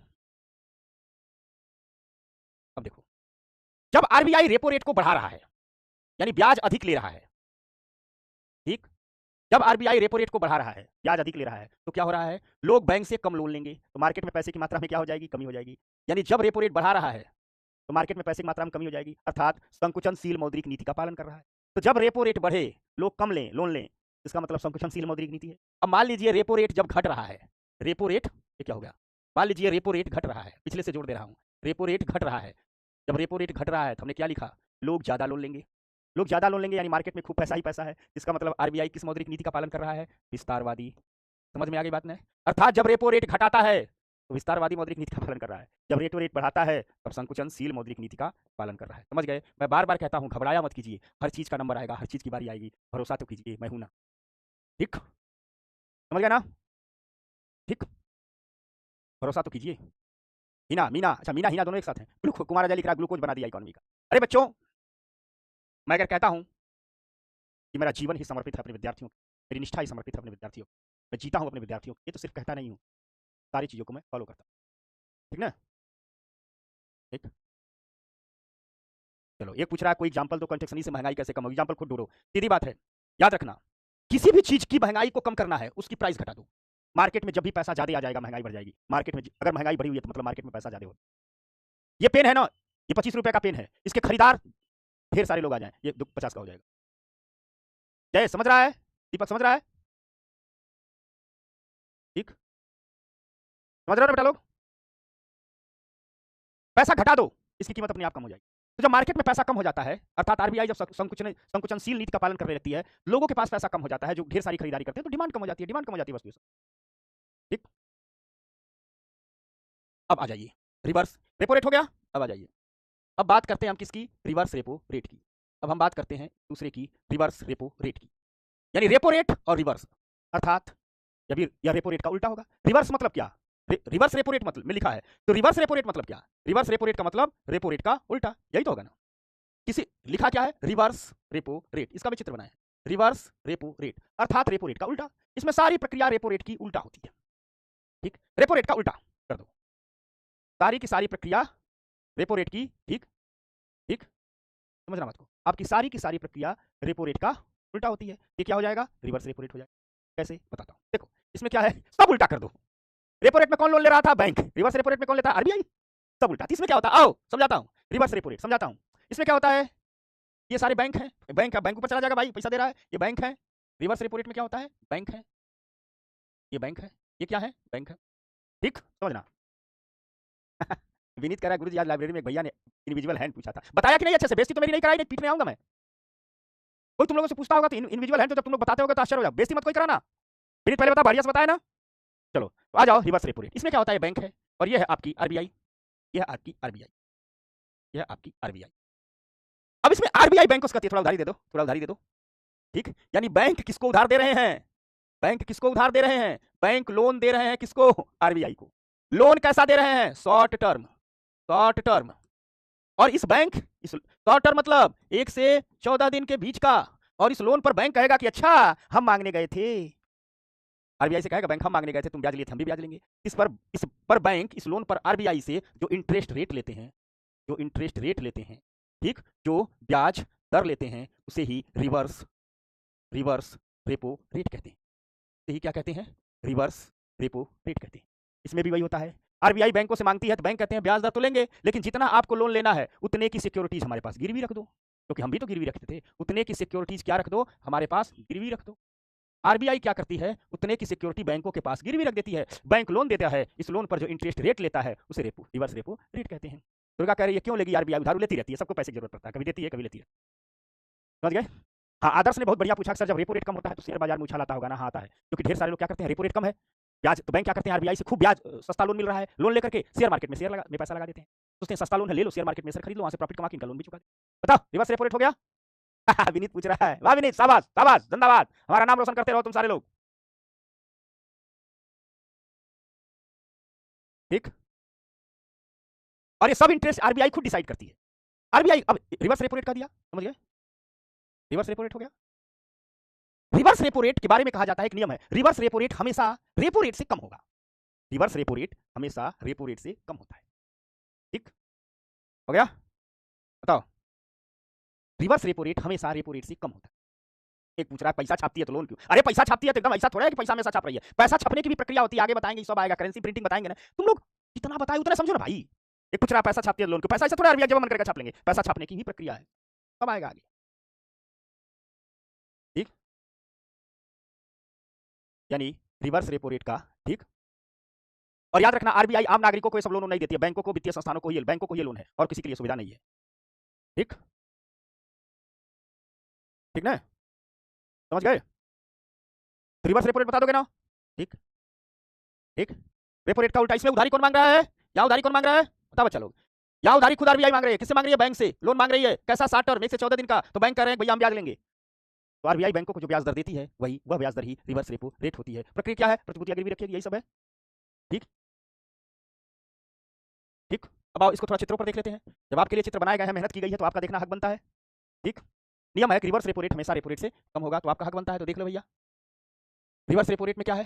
बैंक किसको उधार दे रहे हैं? आरबीआई को, 1 से 14 दिन का लोन दे रहे हैं, और इस लोन पर बैंक जो ब्याज दर ले रहे हैं, जो इंटरेस्ट रेट ले रहे हैं, वही इंटरेस्ट रेट क्या कहला रहा है? Reverse repo rate. प्रक्रिया क्या है? आरबीआई अपनी प्रतिभूतियां किसके पास रखेगी? बैंक के पास गिरवी रखेगी, ठीक। अब जब ड्यू डेट आएगी, जिस दिन लोन चुकाना है, जितने दिन का लिया है, तो आरबीआई क्या करेगी? बैंक को लोन वापस कर देगी, जो पैसा लिया था वापस कर देगी ब्याज समेत, और बैंक उसकी प्रतिभूतियां वापस कर देगा, काम खत्म, ठीक, काम खत्म। समझ गया बात को अजय? बात समझ गया, ठीक हो गया? बोलोगे तो नहीं? बताओ बताओ बताओ आप लोग, इस रिवर्स रेपो के अलावा ने कोई सवाल मत पूछना, आपके दिमाग में जितने सवाल जन्म लेंगे ना, 15 दिन रुको, जब सब पढ़ लोगे तो कोई सवाल नहीं आएगा, एकदम याद हो गया? बताओ, आलतू फालतू सवाल नहीं, सिर्फ हमें बताओ, रिवर्स रेपो रेट भी एकदम वैसे ही तैयार हो गया जैसे रेपो रेट तैयार हुआ था, क्लियर हो गया? आरबीआई का नियम है, बस इतना जानिए, रिवर्स रेपो रेट हमेशा रेपो रेट से कम होता है, ठीक ना। अभी रिवर्स रेपो रेट कितना चल रहा है? तो 3.35% चल रहा है, अभी जो रिवर्स रेपो रेट चल रहा है वो 3.35% चल रहा है, 3.35% चल रहा है, बोलोगे तो नहीं? क्लियर ना? बताओ। है, ठीक। अब एक करा अगर टाइम पर दिया नहीं क्यों? अरे काहे नहीं देगा रे? वाह! इसको बेईमानी ये सूझती है। पैसे अगला मान लिया है पैसा लेके भागेगा। अरे काहे टाइम पर देगा? नहीं टाइम पर देगा तो बैंक उनकी प्रतिभूतियां बेच देगा, काम खत्म। ठीक। एक है वो भागने के जुगाड़ में रहता है। ठीक ना? एक है वो भागने के जुगाड़ में रहता है। कब पैसा लेके भाग जाए। तो रिवर्स रेपो रेट और कुछ नहीं, बैंक आरबीआई को उधार देता है, लोन देता है। कैसा लोन देता है? शॉर्ट टर्म लोन देता है। इस पर बैंक आरबीआई से जो ब्याज दर लेता है, जो इंटरेस्ट रेट लेता है, उसे रिवर्स रेपो रेट कहते हैं। प्रक्रिया क्या है? आरबीआई को बैंक उधार देगा, आरबीआई बैंक को प्रतिभूतियां गिरवी रख देगा, बाद में चुकाने जाएगा, प्रतिभूतियां वापस कर देगा, पैसा ले लेगा। अब मान लीजिए रिवर्स रेपो रेट को घटाया और बढ़ाया जाए तो, ठीक, रिवर्स रेपो रेट को घटाया और बढ़ाया जाए तो, समझना बात को आप लोग, ठीक, रिवर्स रेपो रेट को घटाया और बढ़ाया जाए तो समझना। अब देखिए, मान लीजिए आरबीआई रिवर्स रेपो रेट बढ़ा दिया, यानी आरबीआई कह रहा है बैंकों से कि हमें लोन दो, हम तुमको ज्यादा ब्याज देंगे। रिवर्स रेपो रेट बढ़ाने का मतलब क्या है? आरबीआई बैंकों को लालच दे रहा है, लोभ दे रहा है। देखो हम रिवर्स रेपो रेट बढ़ा दिए हैं, यानी तुम हमें लोन दोगे तो हम तुमको ज्यादा ब्याज देंगे, तुम हमको लोन दोगे तो हम तुमको ज्यादा ब्याज देंगे। ठीक, समझना। रिवर्स रेपो रेट अगर आरबीआई बढ़ा दे तो इसका मतलब क्या है? आरबीआई कह रहा है बैंकों से कि अगर हमने बढ़ा दिया, मतलब अगर बैंक हमको लोन देंगे तो हम उन्हें ज्यादा ब्याज देंगे, तो बैंक सब क्या कहेंगे? बैंक सब ललचाएंगे कि नहीं ललचाएंगे? तो जितने भी कमर्शियल बैंक है वे कहेंगे क्या झूठ मूठ का जनता में कर्ज देने की जरूरत है, तो चार आदमी लेके भागी जाता है, सबसे बढ़िया आरबीआई है, बढ़िया ब्याज दे रही है, तो बैंक अपना सारा पैसा आरबीआई के पास ज्यादा से ज्यादा रखेंगे, आरबीआई को ही ज्यादा लोन दे देंगे, क्योंकि इंटरेस्ट अधिक मिल रहा है। बैंक बोलेंगे कुछ करना भी नहीं, सीधे आरबीआई के फंड में पैसा ट्रांसफर कर दो, सो जाओ आराम से, हमको जब आरबीआई से ब्याज मिल रहा है तो हम जनता को क्यों देंगे? यानी बैंक अपना सारा पैसा किसके पास रख देंगे? आरबीआई के पास। ज्यादा से ज्यादा पैसा किसको देंगे? आरबीआई के पास। जब बैंक अपना ज्यादा से ज्यादा पैसा आरबीआई के पास देंगे तो बैंकों के पास लिक्विडिटी की कमी हो जाएगी। लिक्विडिटी मतलब पैसा, बैंकों के पास पैसे की कमी हो जाएगी, तब पैसा आरबीआई दे दिए। जब पैसे की कमी हो जाएगी तो क्या बैंक मार्केट में नया लोन बांटेंगे? बैंक बंटवा नहीं करेंगे, अर्थात मार्केट में लोन की कमी हो जाएगी, यानी मार्केट में पैसा की कमी हो जाएगी। अब समझना यही, अर्थात जब मार्केट में आरबीआई को पैसे की कमी करनी होती होगी तो रिवर्स रेपो रेट बढ़ा देता है, लोन की कमी हो जाएगी। जब मार्केट में पैसे की कमी हो जाएगी, यानी उद्योगपति को भी लोन कम मिल रहा है, व्यापारी को भी लोन कम मिल रहा है, दुकानदार को भी लोन मिल रहा है, नागरिक को भी लोन कम मिल रहा है, तो क्या मार्केट में इन्वेस्टमेंट बढ़ेगा? नहीं, मार्केट में इन्वेस्टमेंट क्या हो जाएगा? कम हो जाएगा। नई दुकान खुलेगी, नया उद्योग लगेगा, ना उत्पादन बढ़ेगा, यानी इन्वेस्टमेंट कम हो गया। साथ साथ जब लोन की कमी, महंगा होगा, लोगों के पास पैसा नहीं होगा, बैंक लोन नहीं देंगे, तो लोग खरीदारी करेंगे नहीं करेंगे, मार्केट में डिमांड भी क्या हो जाएगी? कम हो जाएगी, यानी वस्तुओं की मांग कम हो जाएगी। तो जब मार्केट में वस्तुओं की डिमांड कम हो जाएगी तो वस्तुओं की कीमतें भी क्या हो जाएगी? कम हो जाएगी। जब वस्तुओं की कीमतें कम हो जाएगी तो इन्फ्लेशन यानी महंगाई क्या होगी? नियंत्रित। अर्थात जब इन्फ्लेशन को नियंत्रित करना होता है तो आरबीआई रिवर्स रेपो रेट बढ़ा देती है। समझ में आ गई बात? बहुत गौर से समझना। अब एक आदमी बार बार पूछता है सर इसमें विस्तारवादी होगा कि संकुचनशील होगा? समझ लो, आरबीआई जब रिवर्स रेपो रेट बढ़ा रही है, आरबीआई जब रिवर्स रेपो रेट बढ़ा रही है, समझना, आरबीआई, यही आखिरी टॉपिक समझा रहे हैं, इसके बाद नहीं समझाएंगे। आरबीआई जब रिवर्स रेपो रेट बढ़ा रही है तो क्या हो जा रहा है? मार्केट में लोन की कमी हो जा रही है, मार्केट में पैसे की कमी हो जा रही है। मार्केट में पैसे कमी हो रही है, इसका मतलब संकुचनशील मौद्रिक है। हो गया कि नहीं हो गया? हो गया ना? ठीक, समझना। अब दूसरी तरफ कभी कभी रिवर्स रेपो रेट आरबीआई कम कर देती है, यानी आरबीआई कहती है बैंकों से देखो मेरे पास पैसा रखोगे मैं बहुत ज्यादा ब्याज नहीं दूंगी, मेरे पास पैसा रखोगे तो मैं बहुत ज्यादा ब्याज नहीं दूंगी। आरबीआई सीधे कह देती है भैया मेरे पास पैसा रखोगे तो मैं बहुत ज्यादा ब्याज।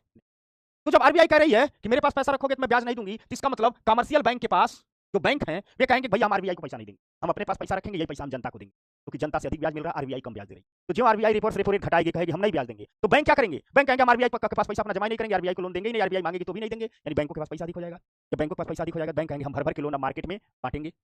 अर्थात जब रिवर्स रेपो रेट कम होगा तो कमर्शियल बैंक जितने भी हैं उनके पास लिक्विडिटी अधिक हो जाएगी, क्योंकि आरबीआई के पास पैसा कम रखेंगे। और जब आरबीआई के पास पैसा कम रखेंगे, इनके पास ज्यादा है, तो बैंक क्या करेंगे? ये बैंक अब भर भर करके, ये बैंक अब मार्केट में अधिक से अधिक लोन देना शुरू करेंगे, और अधिक से लोन देने के चक्कर में अपनी ब्याज दरें भी थोड़ा कम कर देंगे।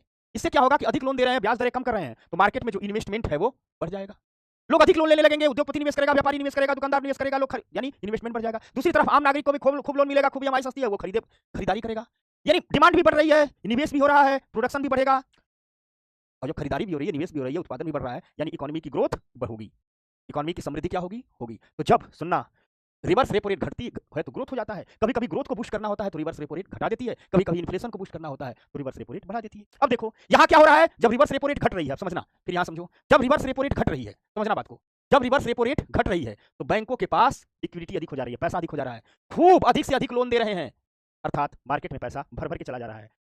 यहां कौन सी नीति का पालन हो रहा है? विस्तारवादी। समझ गए? ठीक, समझना, समझ में आ गई बात? किसी कोई दिक्कत नहीं? बस हो रहा है। किसी कोई दिक्कत नहीं, आज बहुत शानदार चला, कभी नहीं रुका।